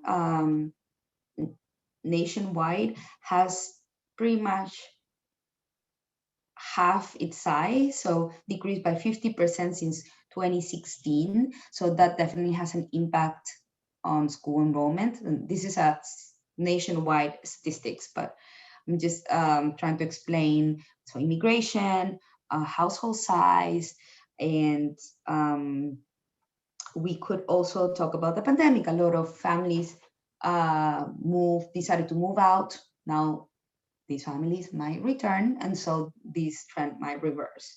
And that also does maybe explains a bit of that big decrease from 2019-2020 to 2021 school year of 4%. Now, I also wanted to point out, what about charter enrollment, right? We also look at district and charter enrollment. And so both for elementary school, so grades K-5, and also middle school, grades 6 to 8, what we see here is that district enrollment has decreased, while charter school enrollment has increased. But when we take a closer look, what we see is that decrease in district school enrollment is actually larger than the charter school enrollment increase. So for example, let's take a look at elementary school. What we see here is that from 2018 to 2020, there has been a decrease of about roughly 2,500 students. And when we take a look at the increase in charter schools, this increase actually is about 800 students, 860 students.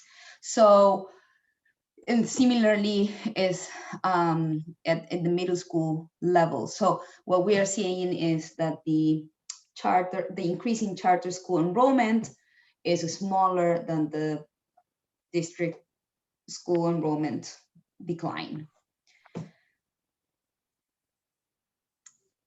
Then the next point I wanted to talk about is PS 88.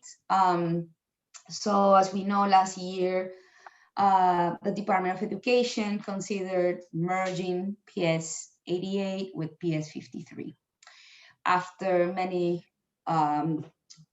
conversations with the community, we heard loud and clear that actually that was not the need for that was not what the PS 88 community needed. So the proposal was withdrawn, and there was a strong desire to see PS 88 expand from a K-3 to a K-5.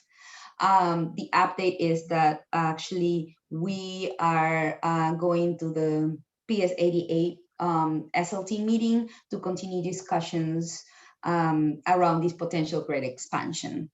And that's this coming Thursday, November 18. So that's about PS 88. Now, the third point is I wanted to talk about was District 75. Because as we saw earlier in the presentation, District 75 actually has been increasing citywide enrollment. And when we take a look at District 9 and the amount of students that need District 75 special classes, it has increased considerably, and there's actually a substantial deficit. So we see that the largest deficit actually is in the elementary school level and at the high school level. So at the elementary school level, there is a deficit of 355, and the high school level is 468. At this moment, we are actually reviewing the space at different schools to see what is possible and see where there are some potential options for opening a District 75 program. Once we see what actually is possible and we finish our review, we would like to come back to the CEC and present these options and together come up with a good proposal of what would be a new District 75 program. And I think last but not least is a very exciting news about new capacity that is coming, that is anticipated to open in September 2024. So we have 2 new school buildings. So X496 actually is would be replacing the old the X163 building. And so that is that is expected to open in September 2024.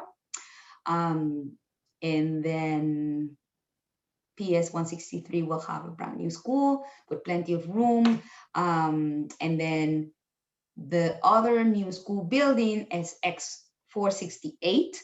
This new school building will be located at 1302 Edward Grant Highway, and is expected to add 458 seats. Now, at this moment, we are trying to, there are 2 options, right?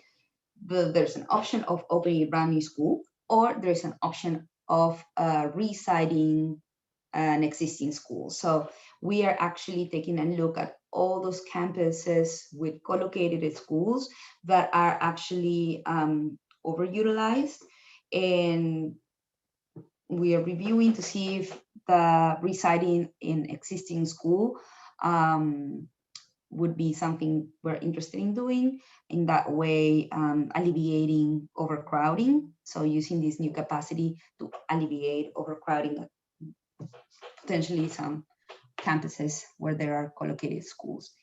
And I think this is the 4 points I came here to bring to you. So I would like to hear from you all and open it up to comments, questions. So thank you so much for your attention. Thank you so much, Valeria. We're actually going to postpone the question segment during the public comment session. So I hope you can stay with us for a little while longer. Okay, sounds good. Thank you. Thank you. Next, and our final presenter for the evening will be Rena from Start Lighthouse. So Rena, you have co-host rights and you can share your screen. The floor is yours. Perfect. Thank you so much, Melanie.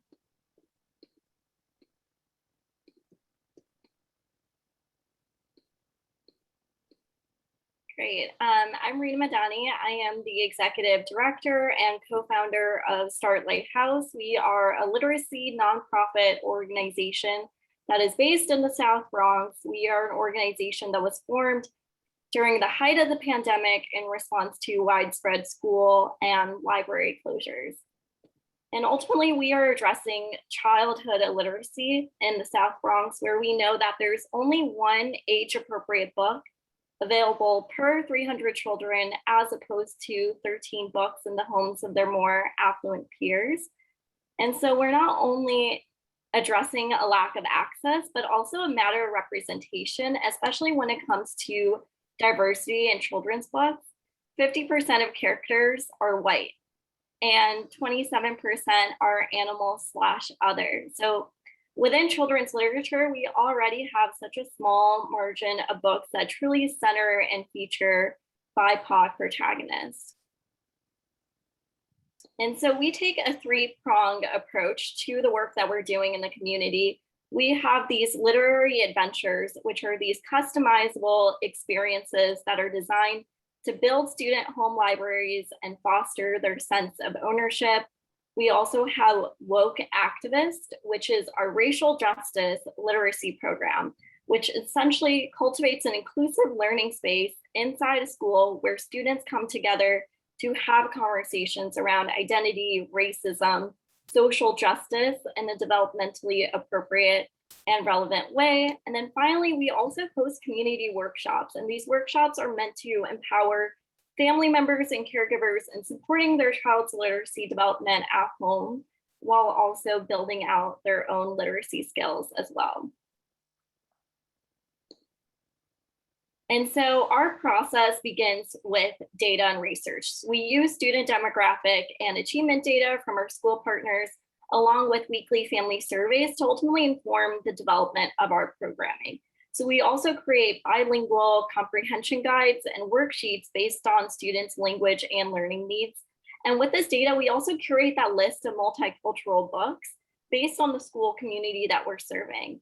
And then from there, we move into implementation. So we train volunteers, educators, and collaborate with families to ensure that our programming is being integrated in the highest capacity possible. And really speaking to the timing and the importance of our work, we know following the onset of COVID-19 school closures, students showed no growth in reading fluency over the next 5 months. And the true extent of learning loss won't be known for years to come. And that leads me to say that childhood illiteracy is a national crisis. So in the Bronx alone, 278,219 students are not reading proficiently at the moment. And nationally, we're looking at 37.2 million.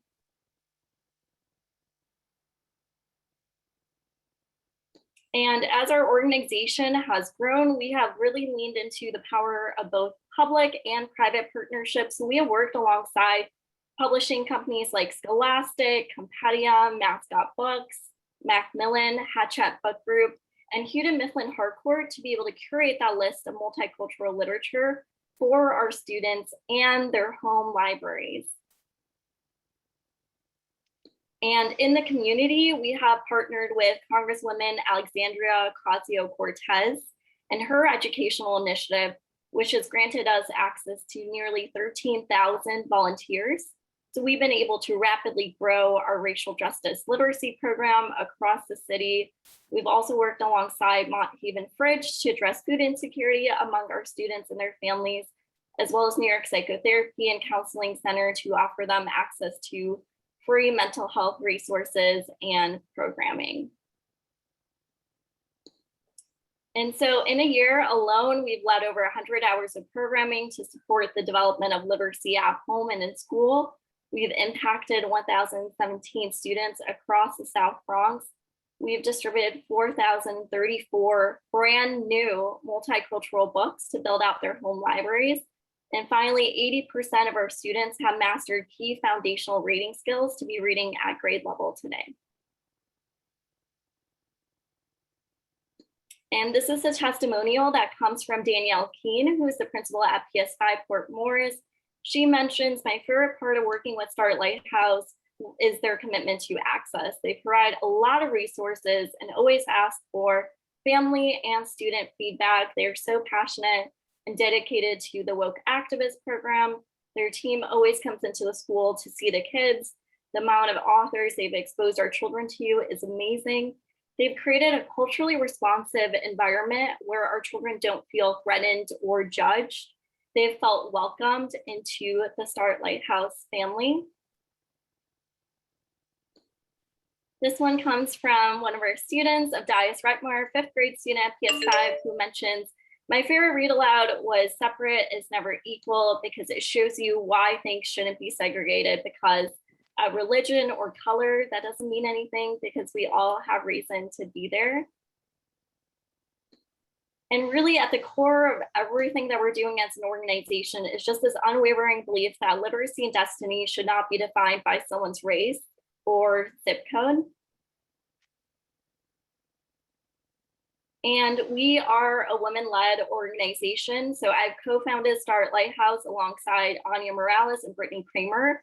And respectively, we have expertise in education, healthcare, and psychology.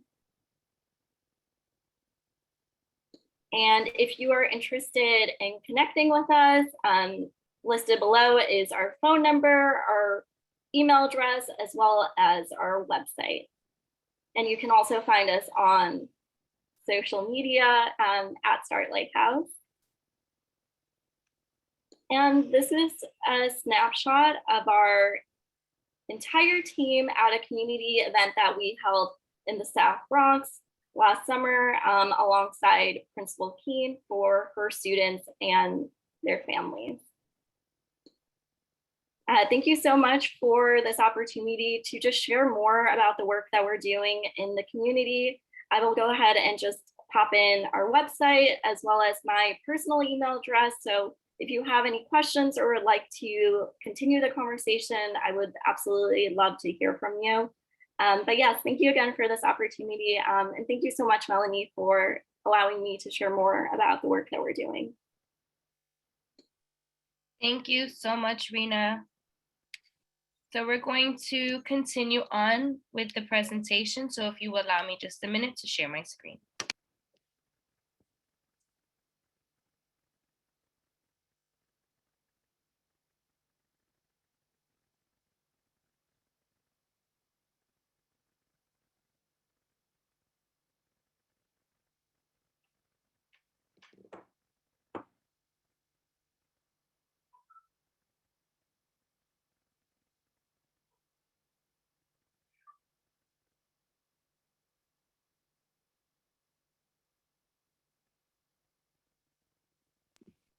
So at this time is the segment for elected officials. So I would just like to acknowledge if there are any elected officials here with us this evening. Please go ahead and unmute yourself and announce yourself so that you can make your announcements.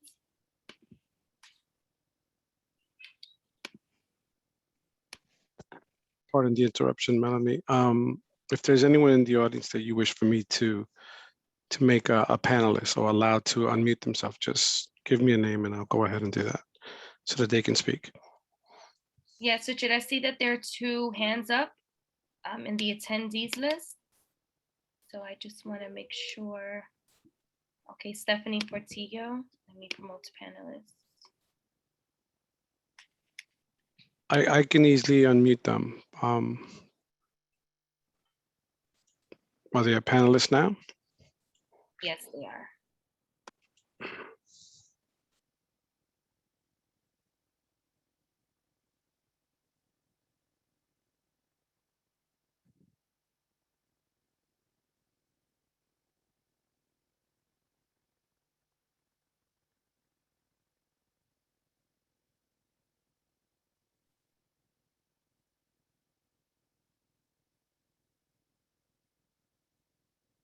So Stephanie Portillo, I see that you, I believe, are from Assembly Member. If you can just please put in the chat your name and your information so that I can know who, for what Assembly Member you're representing, please.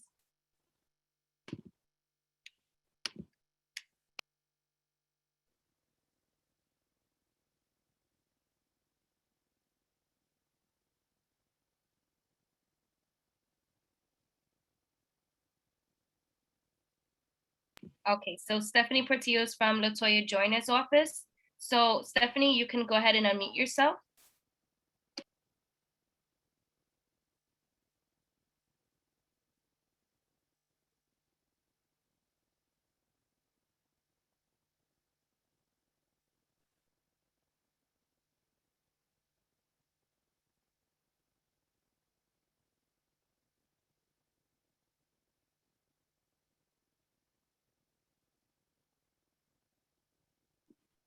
Ms. Portillo, Stephanie Portillo.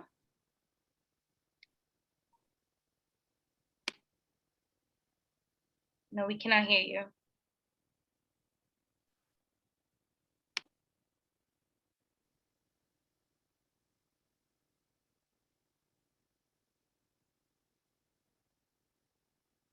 I do see that you're unmuted, so perhaps there may be an issue with your device.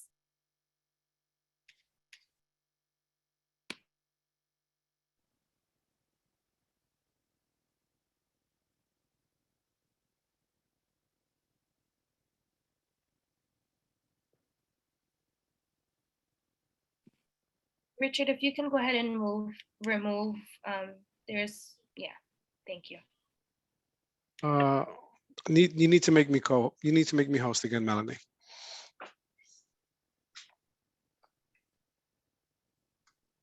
Thank you. We'll address that issue now.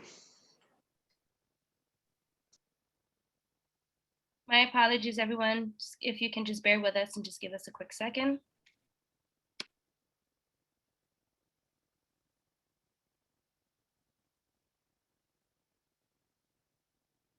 While we are awaiting for Ms. Portillo to address her device issues, if there are any other elected officials here with us this evening, please announce yourself in the chat.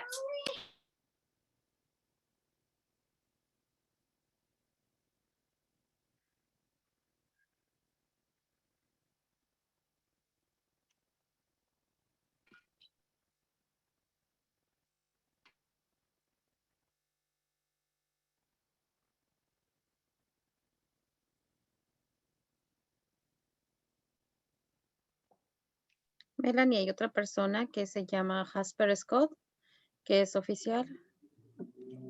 We have Jasper Scott, who's an official. Yes, Jasper, I'm going to make you a panelist. Just give me 1 second.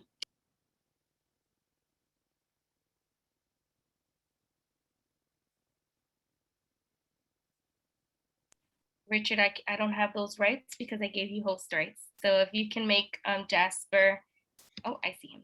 Hi guys. Go right ahead, ask your question. Awesome. Well, I just came here on behalf of Chantel in our office to say hi to everyone. We staff all the CEC general meetings just to get an idea of what's going on in the education committee, or education council rather. And just to let you guys know what Assemblywoman Jackson has been up to over the past month or so. So her office is currently open for like a big range of constituent services that we provide specific to Hurricane Ida recovery resources. We just started helping constituents with relief for New Yorkers who are undocumented. So if anybody you know could use those services, please send them our way. We have been helping people with the rental assistance as well as the new landlord rental assistance program. So if anyone you know could use that too, we're all still available. And same things as always, excluded workers fund, the child tax credit, and business recovery grants. Looking forward, I just want to let everyone know that there's going to be a holiday donations drive that we are hosting in addition, in partnership with organizations like Neighborhood Benches and Blood, Sweat and Gears. the bike club.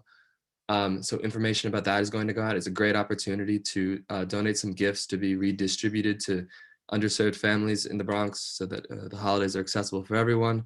And also, if you want to sign up for our newsletter where we publish information about all this stuff every week, I'll leave an email in the chat. And if you email that email, we will add you to the list and you can be included in all this information. And I'll also add the general contact information for constituent services, our office phone line and whatnot. So this is just Chantal saying hi to everyone and, just communicating the resources we have available here. So I'm going to put that information in the chat now. Thank you, guys. Thank you very much. Melanie, anyone else? At this time, I don't see any other elected officials. You do have the person who could not connect before. We're going to try to unmute at this time. At this time, you're unmuted, Stephanie.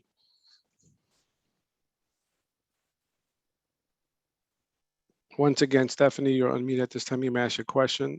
If you are still experiencing technical difficulties, please let us know. I'm going to try the second number that just appeared as well.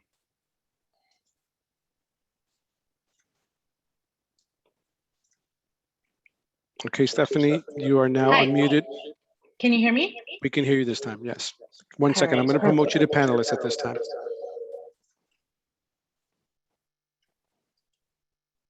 You may now share your screen if you wish. Your camera.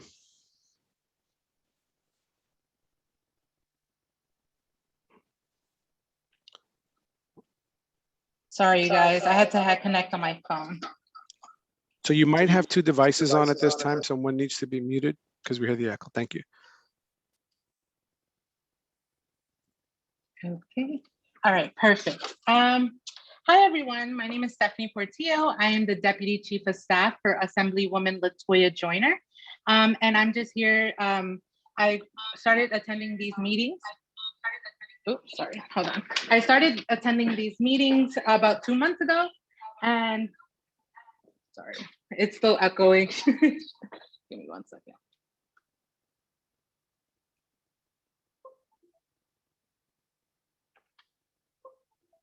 Sorry, technical difficulties.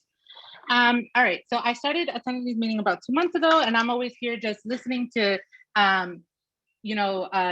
CEC's 9, what's going on in the district. And also just wanted to let everyone know that our district office is open and taking walk-ins at this time.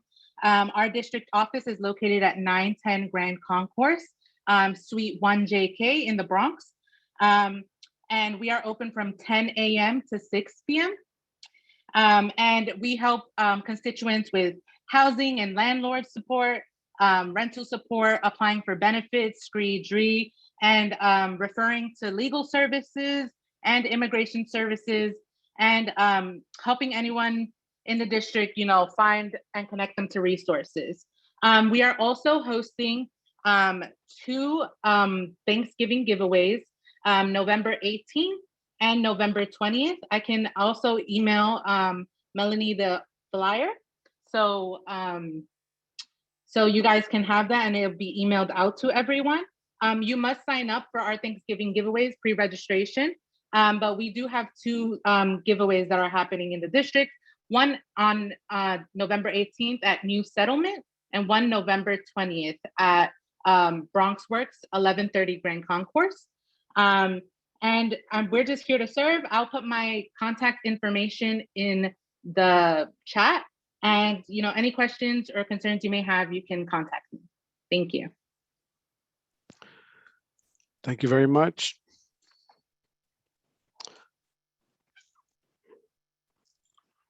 Okay, Melanie. Okay, I do not see any other elected officials at this time. If you just will allow me a second to just confirm that I don't see any other. Nope, I do not. Then we'll move forward and I will present my screen again. You have access now. Thank you.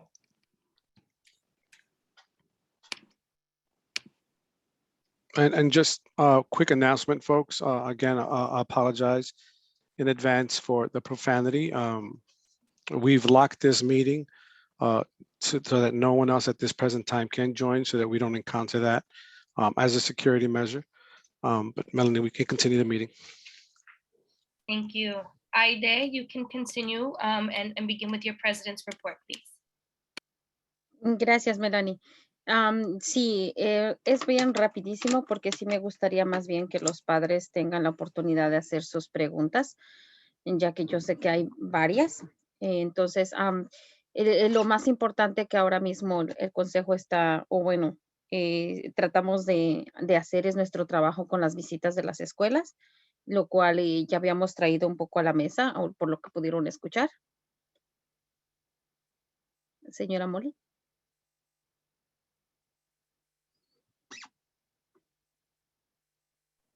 I'm sorry, I didn't get that. Sí, solamente les quería decirles que va a ser muy rápido el reporte, ya que sí me gustaría más bien que los padres tengan oportunidad para que hagan sus preguntas. I'm going to give the president's report very quickly so that parents will have the maximum opportunity to ask their questions. Entonces, el primer punto más enfocado ahora mismo son las visitas, que es el consejo de lo que nos estamos basando. Y realmente créanme que por mi parte y por los reportes que he leído, hay muchas escuelas que lo están haciendo bien porque se están enfocando realmente en un punto muy importante, que es lo socioemocional con todo lo que hemos pasado en pandemia. So I'm going to give a brief report on the visits that we made to the schools. And I will say overall that the schools are doing an impressive job in responding to the special social and emotional challenges of children during a pandemic. Y algo muy importante también que nos queremos enfocar es que realmente se estén llevando o que estén cumpliéndose con las medidas de los purificadores de aire, porque realmente eso es preocupante. Si queremos mantener a nuestros hijos sanos, creo que ese es un punto muy importante que debe de considerar las escuelas. And we're being very aggressive in inspecting what the air purification status is in each class, because we think it's essential for the students' health. And we want to make sure that they have adequate air filtration in each school. Y la otra cosa también es que entonces, como ya pudieron escuchar también, ya vamos a tener abiertas una aplicación para que los nuevos asientos del CEC sean ocupados y vamos a seguir trabajando también por obtener el asiento del estudiante de la high school. So, and we're going to aggressively pursue offering applications to parents to fill the open seats, the seats that have just opened up on the council. We invite you all to apply. And we're also going to move very assertively to fill the open seat for student representative. Y a este momento también quiero agradecerles a los miembros porque están constantemente trabajando, asistiendo a sus reuniones, trabajando y trayendo sus preocupaciones de las escuelas que están visitando y así como también están creando un enlace con estas mismas e invitando a más padres a que vengan a estas reuniones. So I would also like to thank our members for being so proactive in visiting schools and forging the very important relationships that we need to build with the schools and moving ahead with that. And also with all of you that in encouraging your increasing participation with this council, which we welcome. Y de igual manera también invitar a los principales que están presentes a que se unan más al Consejo de Educación. Créanme que somos un buen punto de partida para hacer una relación entre padres y escuelas y estamos aquí para hacer esa relación, para ayudar, para trabajar en equipo. And I would like to thank the principals who are participating tonight and to encourage them to please respond to our members who are trying to forge relationships with your schools and also with the parents who are participating in the meetings and who would like to take a more active role in the life of your school. Y bueno, entonces pasamos con el reporte del tesorero, perdón. So now we pass on to the treasurer's report.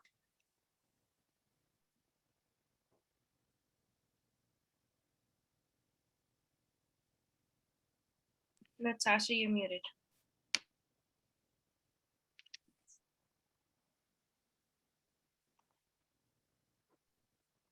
Oh, I was about to say it's not on the screen. Okay, as of November, the non-contractual service activity code number X59J for parent involvement member reimbursement. It's committed at $2,625, and the budget amount that we were approved of is $17,400. For the non-contractual service activity code X59K for parent involvement, the copier, we were committed for in the amount of $1,899, and the budget we were approved for was $2,098. For the non-contractual service activity code XCK2 for parent involvement for the AC, we were approved. We were committed for the amount of $3,000, and we were approved for $3,002. For general supplies, activity code X590 for parent involvement for the chairs and supplies for the office, we are committed at $673, and we were approved for the budget amount of $1,000. For general supplies for the parent involvement P card, activity code X59R, we committed to $1,500, and our budget amount was approved in the amount of $1,500.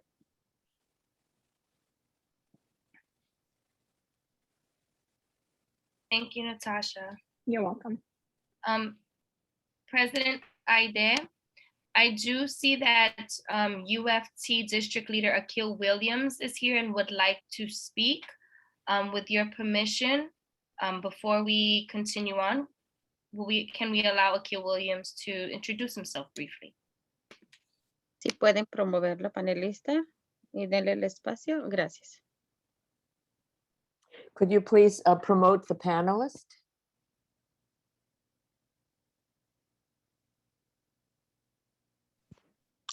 At this time, Madam President, Mr. Williams is a panelist. You may unmute himself. Adelante, le damos la palabra entonces. Okay, he has the floor.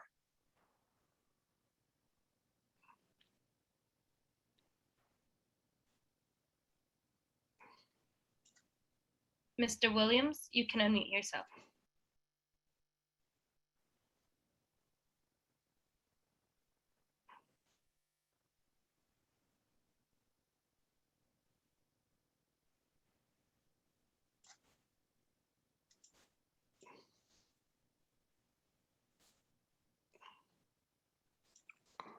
Bear with me one more time. Mr. Williams, at this time, you should be receiving a notification.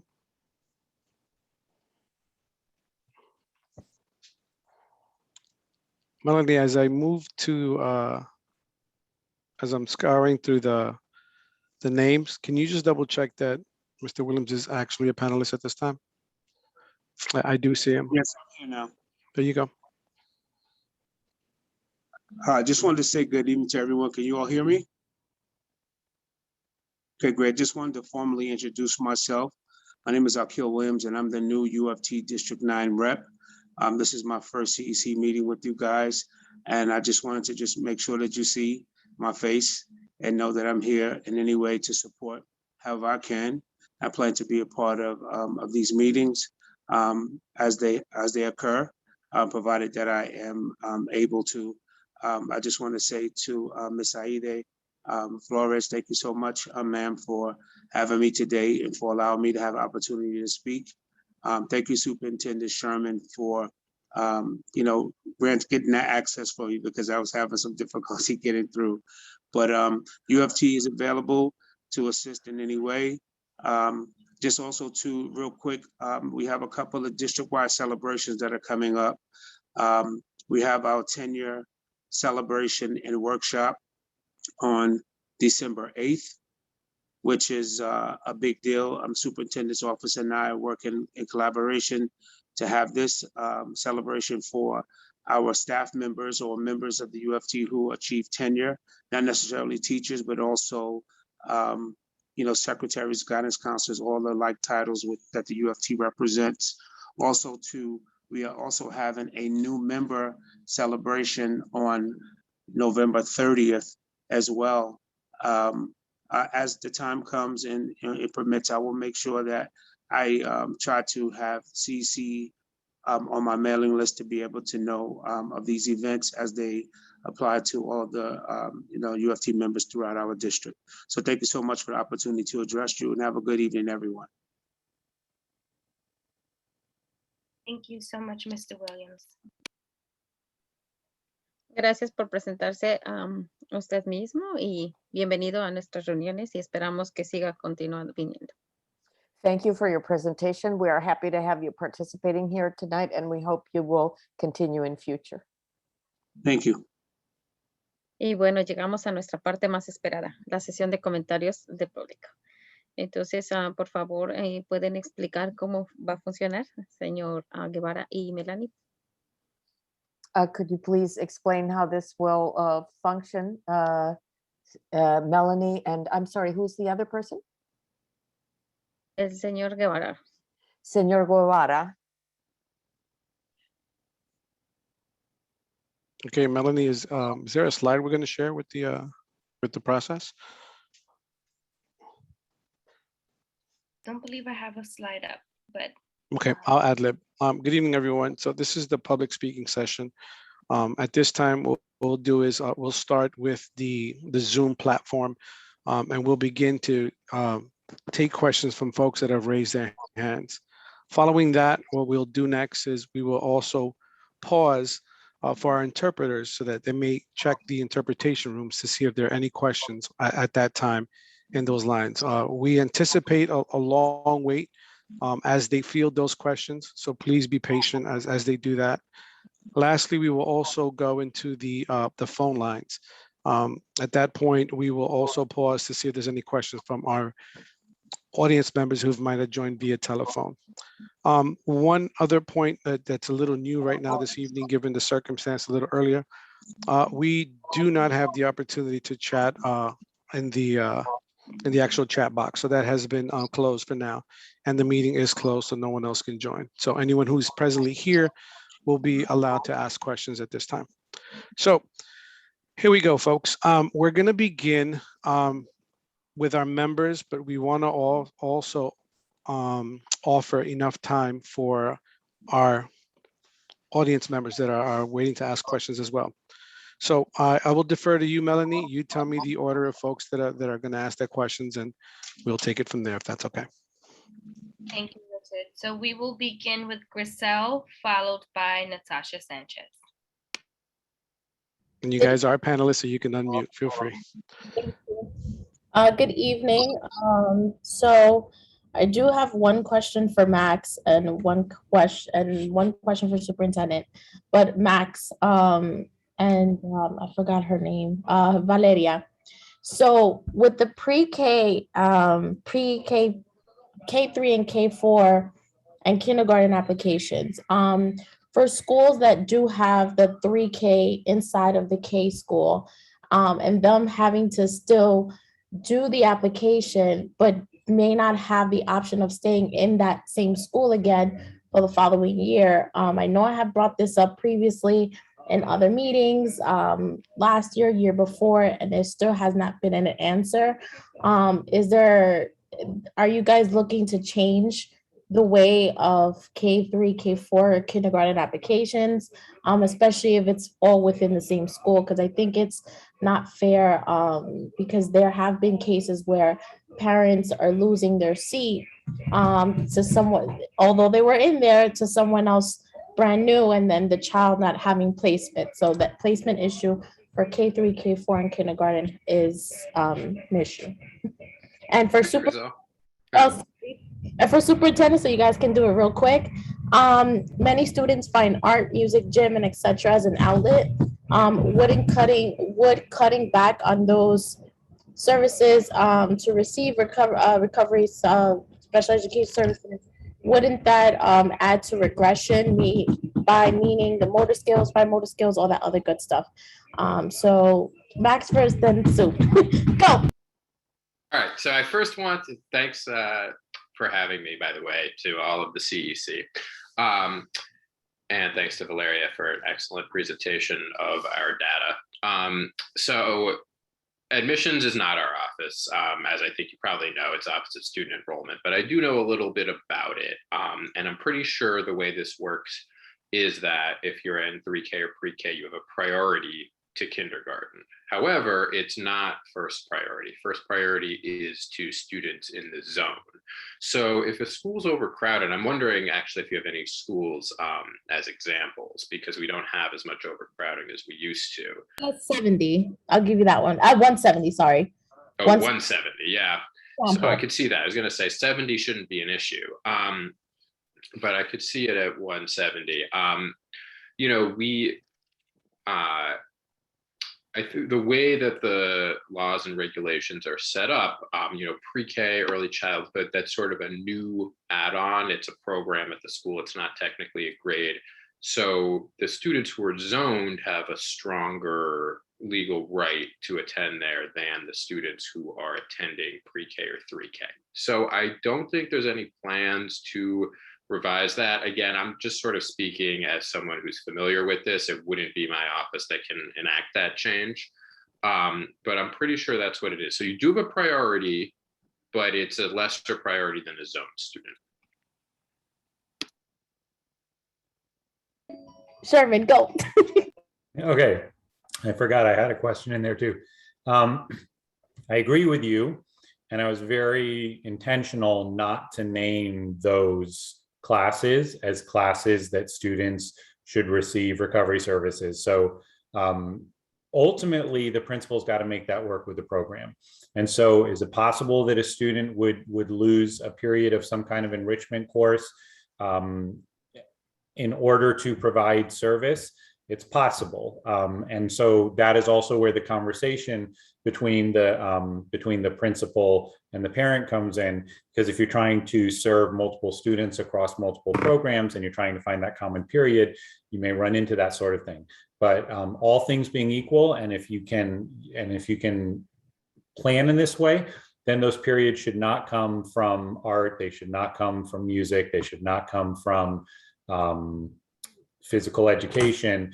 They should come from supplemental periods, non-mandate periods, non-core periods. So for example, most schools give between 8 and 10 periods of ELA in math. And most of the time there's core instruction in somewhere between 5 and 6 of those periods. And then there's a few periods that might be for book club, they might be for writing time, they might be for skills development, and that might be a good opportunity for a student to receive special education recovery services.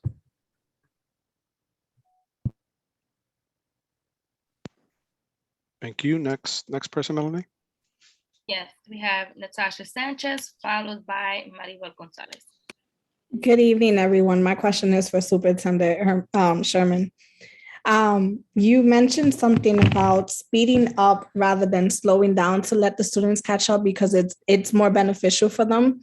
I agree, but I kind of disagree. And here's my concern: the impact on the grades. The reason most parents think, let's slow down so that way they can catch up. At the end of the day, if you think of it that way, you're delaying your child even more. So I understand wanting to speed up, but what are the chances of the students getting lost in that process of trying to speed up because they lost so much last year?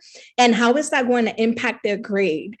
If you take into consideration elementary school, the catch up isn't that the impact on the grade may not be as severe as someone in high school who's trying to get into college, or someone in middle school trying to get into a good high school. These are things that will impact them in the long run. How do you foresee this impacting them in a negative aspect and in a positive aspect? Natasha, that's such a smart question, and there's so many elements there to unpack. So I'm I'm going to just say from the outset, I'm going to touch on some things, but like you could do a whole like college course around equity and grading and the impact of sort of how we focus on grades over achievement. And if done right, what you're lifting should not be a concern. So the real question is it being done right? I said speed up only to communicate what I mean by accelerate, but speed up's really not the right way to characterize it, right? Like we still need to spend the time and go deep and pay attention to everything that we need to be paying attention to in the curriculum. The kids need to get everything. We need to make sure the kids are consolidating learning. But all of that said, if a student has a gap in learning, right? A student's coming in the 3rd grade and they took a screener that says that they're performing at closer to a 1st grade level. Well, how am I going to get that child to catch up unless I accelerate what they're exposed to and I accelerate their curriculum? I can't slow down and get them caught up, right? Just think about a race and that image makes sense. But on a deeper level, when you bring up the grading of students as sort of a concern, then what that really speaks to is whether or not the school is engaged in an equitable approach to grading. What I mean by that is we should be paying attention to achievement and growth more than we should be paying attention to what a student's average is. But that's a shift that a lot of our schools are still learning about and still making. We call it mastery grading, and that's really looking at whether a student is mastering skills rather than simply did a student turn in homework. And we want to shift to an approach to grading that honors the progress that students are making and honors the skills that they're developing. All of that said, even if we're in a more traditional approach to grading, if we are engaging students in grade level content that is enriching, we're providing them the supports that they need, and we're challenging them, then we are going to see students perform at a higher level. If we keep handing students work that is for younger students, then we're not challenging them and we're not giving them the opportunity to grow and advance. The way kids learn is by being challenged and by being stretched. And that is ultimately the approach we need. There's so much more there we could talk about. It's a really great question. Ultimately, it's up to the school and the principal to understand that because we're challenging children, we shouldn't be then punishing them in the grades. We should be honoring the progress that they're making. I hope that's helpful. That was amazing information. I truly appreciate that, but I have a follow-up question. Okay, please. Given the COVID, a lot of teachers have retired. Well, they quit because they prefer not to take the vaccine, which, you know, everyone has their own choice. But if you guys are increasing the I guess the content that the students are working on, I understand, you know, skills more important than grades at the end of the day. If things don't go accordingly, where the grades isn't as important as the skill content mastery, prior to COVID or even with COVID, you know, these kids are falling behind, right? And if you take that into consideration, we had teachers and the kids were falling behind, and we're adding content to it, and the kids are falling behind, and there's lack of teachers. How are we going to make sure that these students are mastering these skills and comprehending everything that they're supposed to learn by the time it's time for them to go to the next grade? Because at the end of the day, your scores that the schools have is going to increase if the kids do better. But if the kids aren't actually mastering, how are they benefiting? So it's another really good question. And you are right. We are down some of our qualified teachers who are no longer with us because of the mandate. And so we have less of our qualified teachers, and the challenge is greater. So we're asking more of people. And I know our UFT rep introduced himself, and this burden ultimately falls down onto teachers who have to sort of carry that load. It's work that we have to do in partnership. The principals, the teachers, the families, the kids. We all have to understand there's a greater challenge in front of us. I don't have a simple answer to a very complex problem that you're raising, only to say that that's still our job. Right? Because we have less, because, you know, if I had 50 teachers in my school and 3 of them left and now I have subs, a lot of what schools are doing is they're taking their coaches, like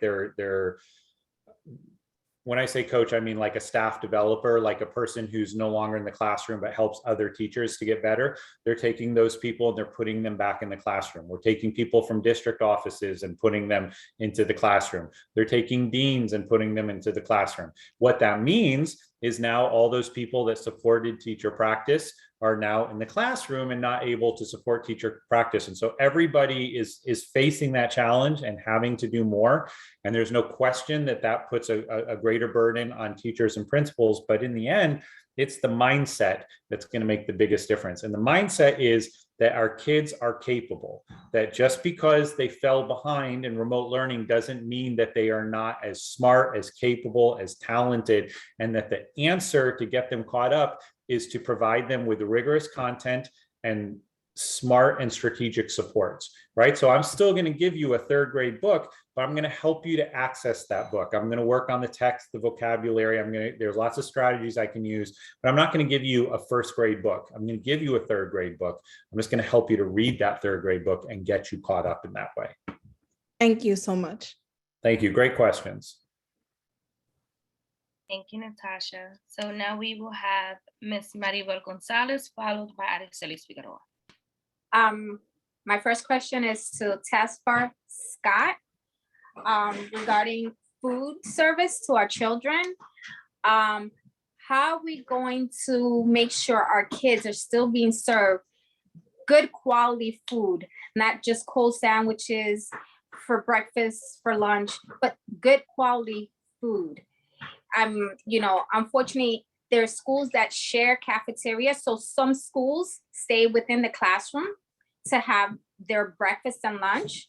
Some schools get to use the cafeteria. So, not everybody is getting the proper nutrition from the schools. That's my first question. My second question is, I'm not sure if it's Valeria or Max, if they're gonna answer to this, but it has to do with Reza 8. When are the schools who have a Reza 8, when are those gonna be honored? And when will construction start to these schools who have Reza 8, who's had Reza 8 before the pandemic, and construction never started? And due to the pandemic, construction came to a halt. Now we're opening again. And some schools want to know when are their construction going to get honored and begin. And also to Mr. Sherman, our air purifiers. Unfortunately, we have visited some schools and they don't have the proper air purifiers in the cafeteria. And we have gymnasiums that didn't have air purifiers. And that's disturbing as a parent because, I have kids. And, my kids is everything to me. So if the schools don't have what it was said they would have, the necessities for our kids to return into the space, then who is gonna answer to these air purifiers, especially within the classrooms, within the cafeteria, within the gymnasium? What's going on with that? Okay, so I guess I will go first and answer the school food questions first. This is Task Force Scott from School Food. So I am aware that we're serving cold breakfast and cold sandwiches, but all the food that we presently serve actually meet the United States Department of Agricultural requirements, which means that we're offering 5 components to all students, and they do get all 5 components. So in that sense, we do meet the nutritional requirements. In regard to serving back hot food, we do have some schools presently at this present time where we are serving hot breakfast on the line. And we do also have some schools where we're also serving hot lunches on the line.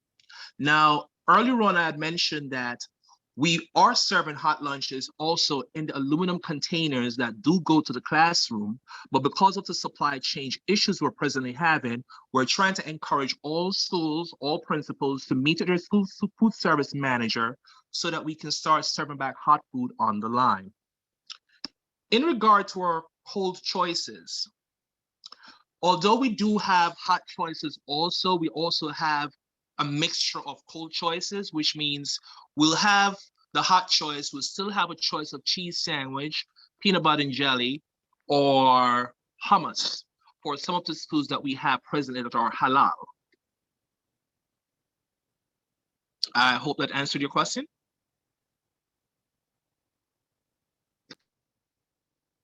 Yeah, unfortunately, you know, not the options that you guys are giving these students, not all these students like the options, and a lot of kids go home without eating. Like my kids are one, they're very finicky, so by the time they come home, if they didn't have that food, they didn't care for it, they're starving, especially cold food, because they're so used to having warm food in the school. But now I'm quite sure they're not getting that warm food.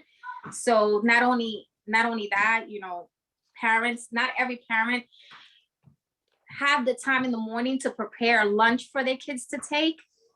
So, you know, it's unfortunate. Okay, so let me follow up on that also. So earlier on, I was trying to say that we're trying to get principals to meet their managers so that we can start serving back hot food on the line. Now, in some schools, we already are doing it, but in some schools, because of the amount of students we have, like I know of one school that we have 3 different schools in one building, and they all share the same cafeteria. So 2 of the schools are able to eat in the cafeteria, the hot lunches, and the 3rd school actually has the food go upstairs, which are also hot lunches. Now, for the cold breakfast, that's called a grab-and-go breakfast, and that could be changed anytime the principal wants it to be changed to serve hot breakfast on the line.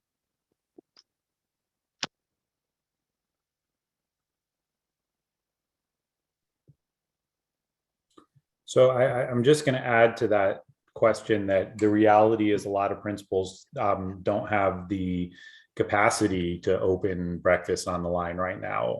They don't have the staffing, they don't have the spacing in place. Same thing with lunch, right? So if a principal can figure that out, then that becomes an option. But in many of our schools, just around the protocols, the spacing, the staffing, the supervision, we just still don't have that that capacity. So that's where we're trying to get. We're all sort of following along with the health and safety realities. And so the meals that we provide to our children are inhibited by the realities of, you know, if it's a matter of I can keep students properly spaced, or I can get them hot food on the line, we have to make sure that we keep them properly spaced and properly supervised. And that means meals are still going up to classrooms, and that means they're cold and they don't have the same variety. And so those are just some of the realities that some of our schools are navigating, which I think needs to be named here. So we know that it's not just something that like a principal could do if they wanted to, but if the parameters aren't there, then they can't do it. And I'll just quickly also name, I know you asked about Res OA, I'll let Valeria and Max address that, but Maribel, you were asking about specifically about air purifiers in gymnasiums, whether or not they had them at all, whether or not they were big enough, same with cafeteria. So we did walk every school and review that with every principal, but you know, circumstances shift. Maybe there were purifiers that broke. Maybe there at the time they didn't have the large purifiers. And so if anyone is aware of any specifics around that, they can just send those to me. I will get our DSF involved, Chris Caifa. We will address it right away. It's something that we can immediately address. We just need the details. So you email me the school, you email me the circumstance. We'll coordinate with the principal and Chris and make sure the purifiers are where they need to be. I'll definitely have Melanie give you the schools that I know for a fact don't have the correct purifiers, and the school that doesn't have any at all in the gym and hasn't had. Okay, well, as soon as I have that information, we'll have it addressed the same day. Thank you. Yep. Maribel, then does that mean that your question has been answered? Regards to my air purifier, yes. Regards to the Reso A and when are they going to be honored and when will construction begin? For these schools who've had these grants before the pandemic and the construction didn't start, when will they start now that everything is opening up? Well, thank you so much for that question. I think the SCA is the best person to, the best one to actually answer your questions, but we are happy to actually, if you email us and we can get back to you, that could work. That's our email addresses are there on the chat. And if you email us, then we'll get back to you. Does that sound good? Great, thank you. So next up, we'll have Aricelis Figueroa, followed by Miss Wanda Jackson, and then we have two attendee questions, and that will conclude our public comment session. So Aricelis, you're up. Yes, this question, good evening, everybody. This question is for the superintendent, Mr. Chairman, about the recovery for special education. I just have a little concern about if this program is being offered to the students on the special education, if they offering under a specific name, or is it included in a after-school program that the school already have, because that's how they selling it to me. Thank you.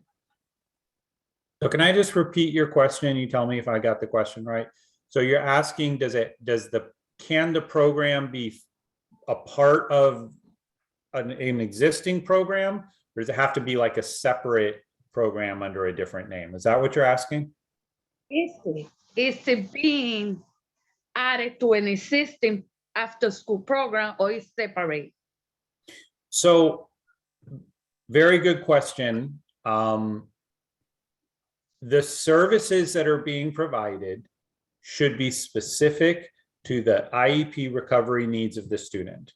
So simply, like, let's say I already have an after-school program, and I'm not going to change anything about that program. I'm just going to call it my academic recovery program, and I'm going to tell you that's what the program is. Then that's questionable. If the program that I had in place met all the criteria of the special ed recovery services, like it was individualized, it was aligned to the IEP, it was going to be tracking the IEP goals and specific to the needs of the student. And I was like, let's say as a principal, I was already doing that, and it already had all those characteristics, and your child was already attending, and we agree that this is already meeting his needs and we don't need to do something else, then fine. The issue is, does it actually address all of those things? So for you as a parent specifically, if your child is in after school and the principal says, hey, well, yeah, now this is the special ed recovery service, you should just ask those questions, right? So is it specific to my child's IEP needs? Is it specific to addressing his unmet goals? Is it specific to his academic losses? Are the services aligned to his IEP? If all those things are in place, then that's fine. It's also fine if, let's say, like it's under the umbrella of the after-school program, but you're making it specific to these IEP recovery services. But I would be very cautious as a principal about simply naming the program that I already have the academic recovery service program, because if it wasn't designed for that, then it's probably not going to address those needs. But that's really like a case-by-case thing, if that makes sense. I know it's kind of a mixed answer, but it could be, but I would pay close attention to it and speak to the principal just to make sure that those needs were being addressed. Is that helpful? Yes, thank you very much. Yep, you're welcome. Thank you. Ms. Jackson, you're up next. Yes, I have a two-part question, one for the superintendent, the other one for Mr. Food Service. Okay, superintendent, I have asked this question, and it's dealing with the purifiers once again about filters. Are there filters being changed? How often are they being changed in these schools? Children are now being diagnosed with congestion from the air not being circulated around gyms, cafeterias, wherever it is that they are. I'm concerned with it because if we have these filtration, these air purifiers, which are not air purifiers, number one, those little white boxes, they're not air purifiers. These things have to be changed, just like an air conditioner. You have to change the filter. So my question for that is, because of the congestion, because of children are now suddenly being diagnosed with congestion issues and sinuses issues, where's the answer to the question about these filters and these air purifiers? Thank you, Wanda. This is an answer I'm going to tell you I don't have the answer at this moment, but I'm going to get the answer and email it to you guys before the end of the week to the CEC. So Melanie, I'm going to ask if you would please just send me that question on behalf of Wanda in an email. And Wanda, I will follow up with our DSF and find out whether the filters are changed, how often they're changed, and I'll get that information back to the CEC before the end of the week. Okay. Okay. Also, you have new water filtrations that are in some of the District 9 schools. I know that in my particular school, we have a new water filtration that is replacing those old fountains where the children are now being able to take their water bottles or whatever and put underneath like a dispensary. Do we know how many of those are in the District 9 schools? I do know about the new water dispensers, right? So it's like the water fountain, and they've got the fountain, but they've also got the thing that you can fill your water bottle. I don't know how many we have. I will see if that's information that I can get. There are over 50 buildings if you're counting the annexes and the TCUs and so on. So there's over 50 buildings. And I'm not sure that's information we can get quickly. And I'm also not, so is your question pertaining to how many schools have them, how many schools need them? Yes, because Okay. they needed to be replaced. So everybody doesn't have those water fountains been around since the schools were built. Some of those schools were built in the 1927s and stuff like that, you know, so plumbing is a big issue. And I think that the principals should really take notice when these resos come out, when the politicians have these reso A's that are out and they're coming into the schools and asking what small projects that these principals can write a proposal for. I think that maybe we need to have a person in the district that we used to have somebody in the district that did funding for these resos if they don't have the particulars in each school, because those resos are monies and grants that are given to communities and schools. So I think the principals should push a little harder for them so we can make sure that they happen. Thank you. I'll look into that. All right. If you add that, Melanie, when you send the email about the air filters, just add that about the new water fountain systems, and I'll look into that. That'd be an SCA question. And as you say, that's something that could be addressed through ResOA. Yes. And my other question was for the food service person. Mr. Scott. Mr. Scott.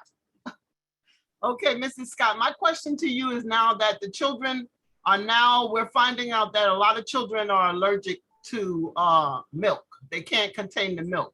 Doing that, the milk is not temperature-wise. It might be temperature-wise when it comes out of the truck, but by the time it gets into the school and sits wherever it sits until it's placed inside the refrigerator, are they offering different milk for children? Because my granddaughter is like one of many children that are not able to drink milk. Now, you can't tell children they can't drink milk sometime, and it's really a digestive problem. So I want to know, is anything in the making about changing milk, changing the milk? I know they have low-fat milk, and I know they have regular milk. What about the almond milk? What about the, oat milk? There's different milks out now. Okay, so let me answer your question because it seems it's a multi-question. So in regard to the milk that comes in, we do temperature check the regular milk. So that milk is okay. In regard to students who cannot drink the regular cow's milk, they actually could get soy milk. We do have soy milk that is available for students who has a allergic reaction to regular milk, where they'll have to have a note from their doctor and then meet with their nurse and do some paperwork, and then we'll get a milk approved for soy milk. That's the only other milk we presently have with cow milk. Or maybe you guys need to do some kind of campaign or something with this milk issue, because it is a big problem. It is a problem. And the temperature for this milk, and I'm like you said, it'll come with the right temperature out of that truck. But when it gets inside a school building and it's not placed inside those refrigerators, that temperature on that milk is not the same. And by the time the children get ready to have lunch, it is not where it should be at. There is yes, I'm sorry.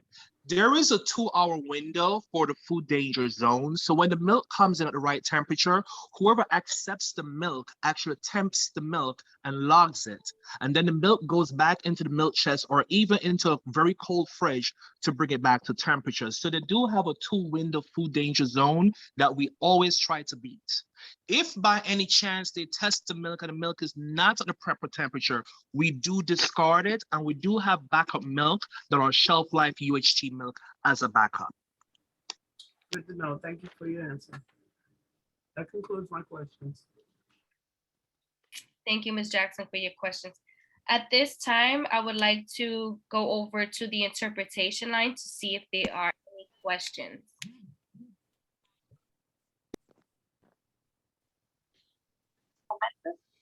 We are asking.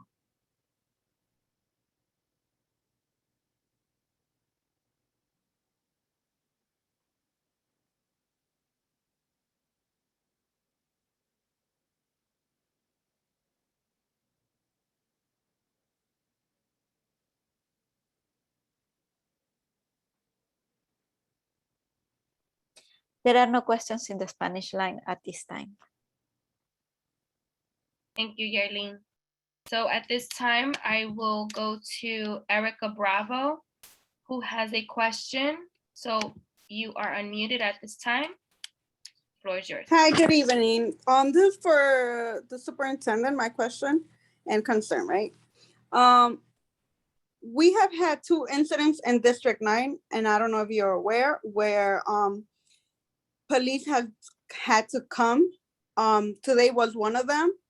And me as a parent, when my husband told me what was going on, I got scared because I was at another school picking up my other daughter.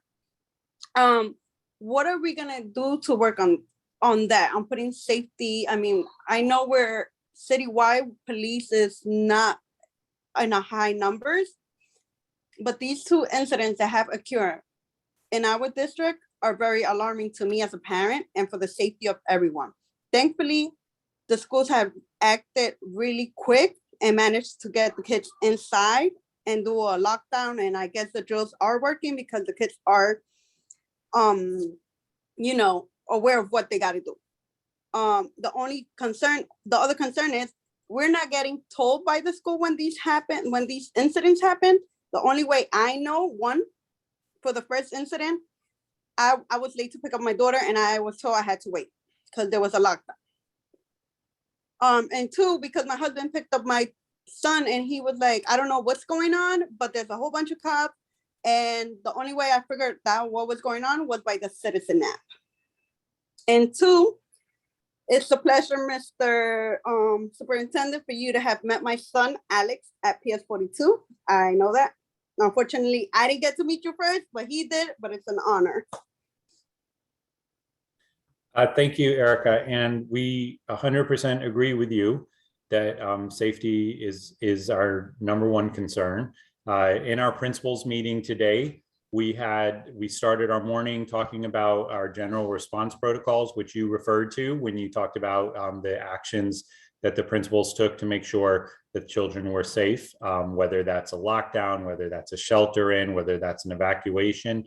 We reviewed all of those with principals. We talked about reporting. We talked about, we had a presentation from the Central DOE office where we had a chance to hear about the social work services available to our families. We made the connections to the SEL screeners to make sure that our kids' social and emotional needs are met, which can lead to safety challenges. And we also talked about the partnership and relationship with the local precincts, making sure that we are proactive, that we create safe passage when there's concerns, that we bring in the borough safety director. So we spent a lot of time on this today. The only reason I say I don't know the specific incidents that you're referring to is that unfortunately, there are more than 2 incidents that have involved police in the district. But that's not always because there's an emergency or that there is a threat. It might just be a follow-up. It might be an incident with a child who's in crisis. It might be that they're following up on a complaint. It might be that they're there just to be proactive because there was a concern. Anytime that the police are involved, I am informed, and the school has a responsibility and obligation to report that to the DOE when the police are involved. It's really a case by case whether or not they share everything with families. So I would say in the case where you had to do a GRP, a general response protocol, because of a real threat, that would be a time that it would just be considerate and practical to inform families of what happened in the school. You want to know your kids are safe. You want to know what happened. We can't always share all those details other than to say, you know, there was a threat, we took this action, everything's fine. And so I will, based on your comment, speak to principals, to all principals, and remind them that they should consult with our legal office and send home a letter or a communication to families when they enact a GRP action. Okay, yeah, well, for today I can tell you because I clearly took a screenshot to let my husband know what was going on, and it was because there was a stabbing of 2 girls in front of the school, which was at dismissal time. So you know that can be very chaotic because, you know, we have, like myself, who picks up many kids for other families, and my husband picking up my child. It's like, wait a minute, what? Like, you get stressed out, like, is my son okay? And obviously I understand schools or principals and teachers will not tell us parents right away about everything going on. But at this point, I think we need more officers. I don't know what you can do about it, what we as parents can do about it. But yeah, that was a scary situation, you know, because it was right at dismissal, right where my son comes out through school. And it's like, wait, you know, everything blurs out and you're like, what can I do? You want to travel fast, but you can't. Yeah, I understand. So there's very little I can personally do about the school safety issue. The same as with the teachers. They were held to the vaccine mandate, and so if they did not comply, and so we actually ended up short on school safety agents at a time where we really need them. And so the minimum is to have 1 at every campus. In many campuses, we need more, but then there's also priorities to high schools.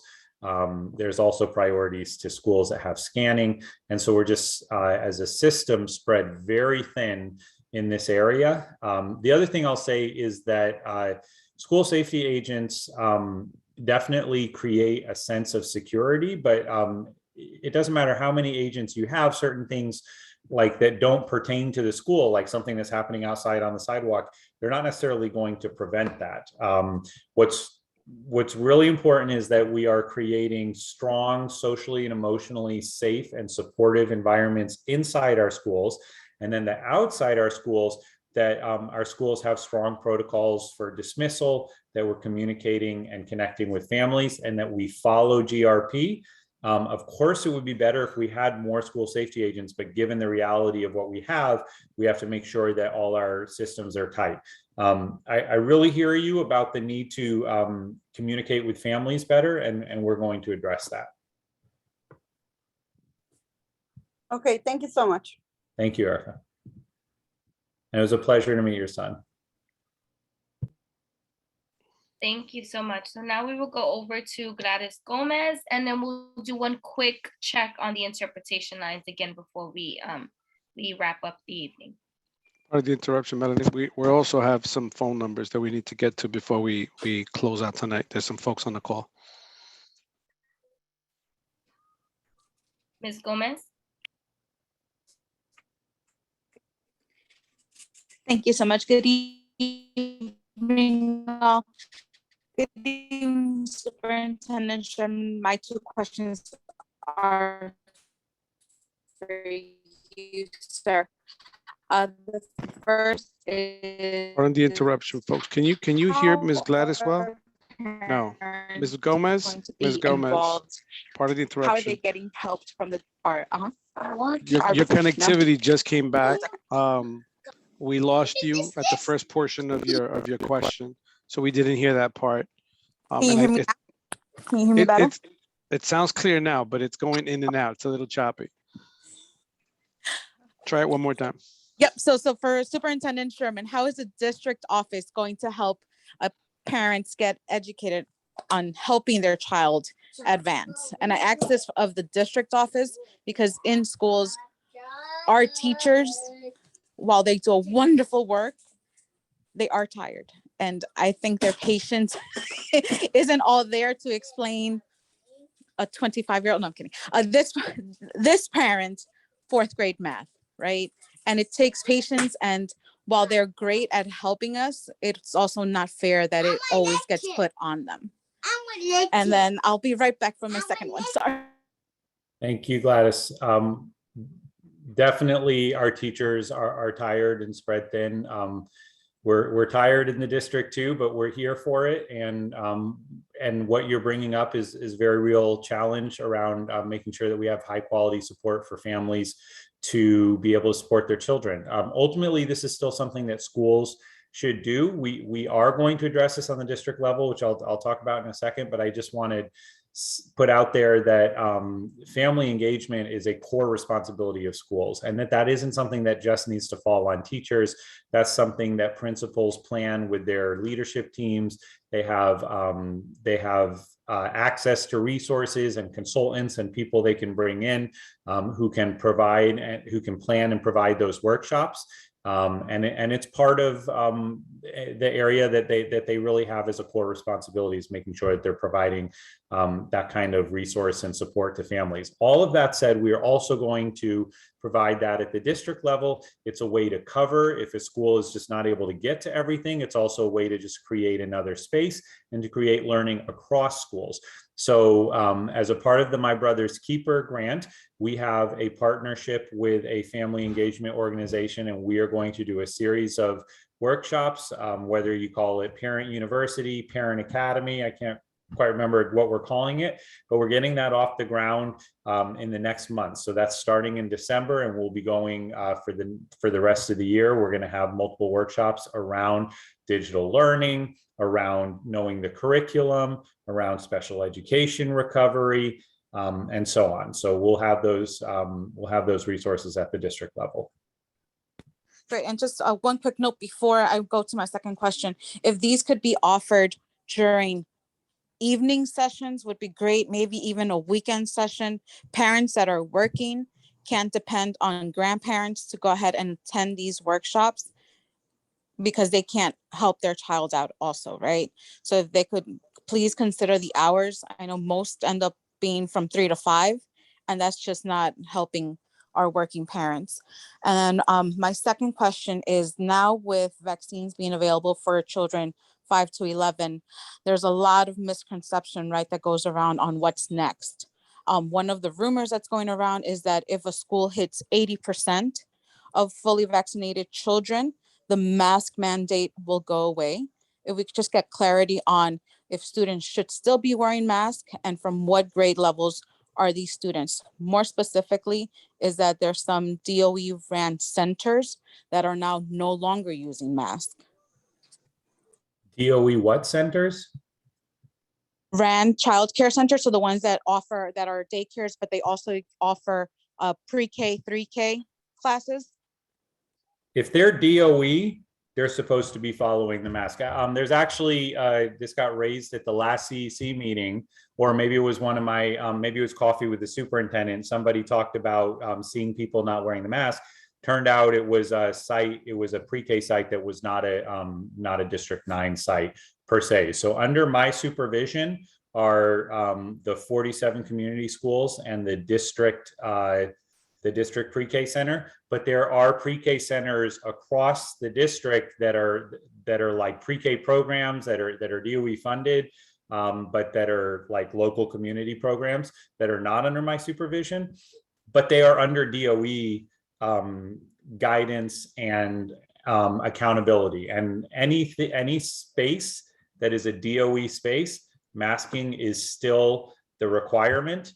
It is important to recognize that we do not know what the next guidance is going to be, whether there's going to be a vaccine threshold to take away masks. I haven't heard anything like that. I don't know where that rumor is coming from. There are all kinds of rumors, and none of these rumors are rumors that are grounded in this is what the mayor said the policy is going to be. And so until the mayor says something's a policy, it is just a rumor. I remember several months ago, the rumor was students will be required to be vaccinated. I still haven't heard anything about that, and we now have vaccines available to children. So while I believe in the vaccine, the effectiveness of the vaccine, the importance of the vaccine, and I recommend that everyone in my family is vaccinated who can be vaccinated, and I recommend it, there is no DOE policy requiring children to be vaccinated. And there is no DOE policy that says if you reach a certain vaccination rate, there isn't a mask mandate. So any of those things, we basically have to wait and see, what do the public health officials say? What is the guidance and the policy that gets implemented by the city? And then we expect those policies to follow the science, and we will follow those policies. But in the meantime, I really can't speak to rumors that, as long as they're not grounded in anything that I have heard about. Thank you so very much.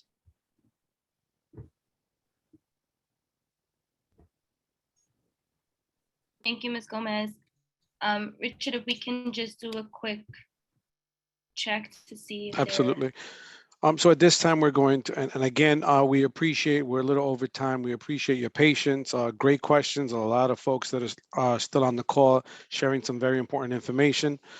So we thank you for your patience.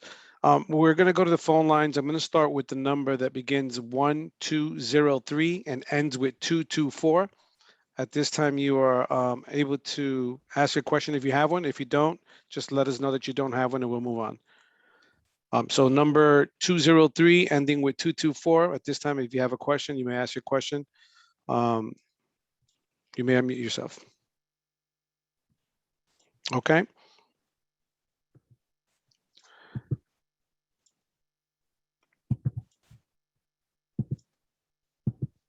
Okay, I'm going to go to the next number that starts with 646 and ends with 241.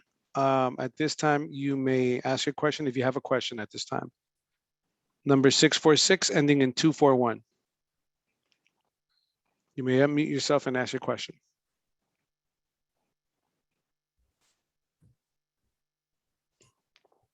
Okay. At this time, caller with number 1914. You are unmuted. You may ask your question at this time.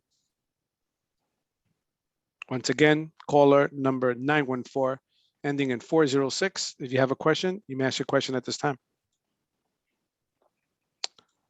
Okay, Melanie, at this time, I'm not seeing any questions from our callers.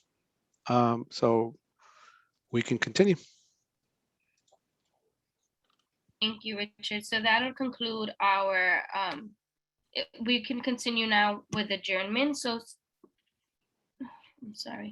Aide, you have the floor. Sí, gracias. Gracias a todos por sus preguntas, y yo creo más bien que ha sido muy sustanciosa la información que nos ha dado el superintendente Harry Sherman, y a este tiempo lo único que le quisiera recordar es las prioridades del consejo, que son primero es la distribución de información. Segundo sería la interpretación. Señora, por favor, déjame interpretar. Perdón, señor Molly, se me olvidó que usted estaba. Sí. Es que está tan callada. Sí. Okay, first of all, I want to thank everybody for participating tonight. I found that the content was very substantial of the presentations, where I especially appreciated all of the content that Superintendent Harry Sherman gave with us. That was a very in-depth presentation. Ok, continúe, es que he llegado hasta Harry Sherman.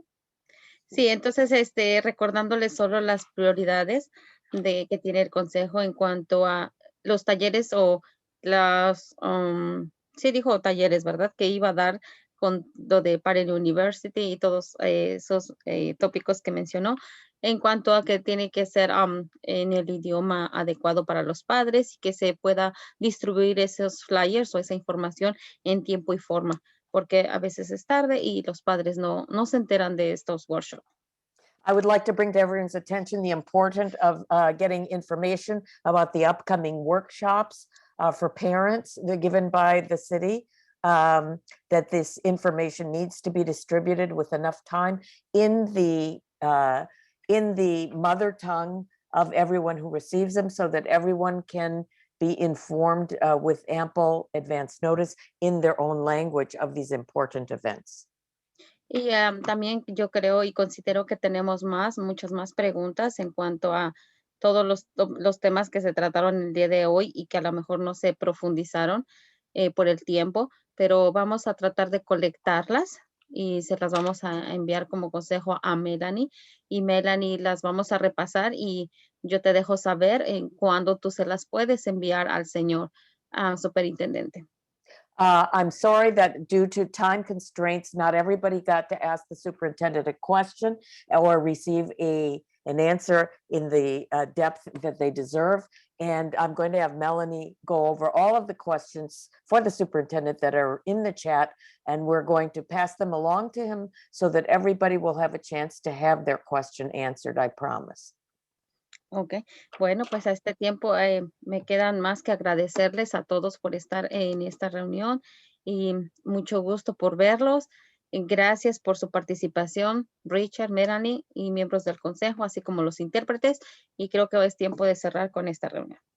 So at this time, I would like to thank Richard and Melanie and the interpreters and everyone else for participating, and it's time to close out the session.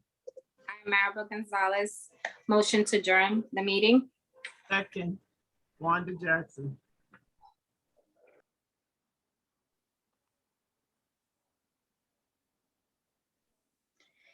Bueno, pues muchísimas gracias por estar aquí. Gracias nuevamente, Superintendente Sherman, todo su equipo que siempre nos acompaña, los representantes de los electos.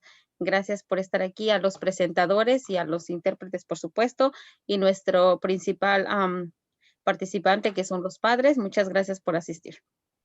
At this time, I would like to adjourn the meeting after thanking once again all the parents for participating, our principals for participating, especially the superintendent for participating, and of course the interpreters. And the next meeting will be on Tuesday, December 21st. And thank you again for attending.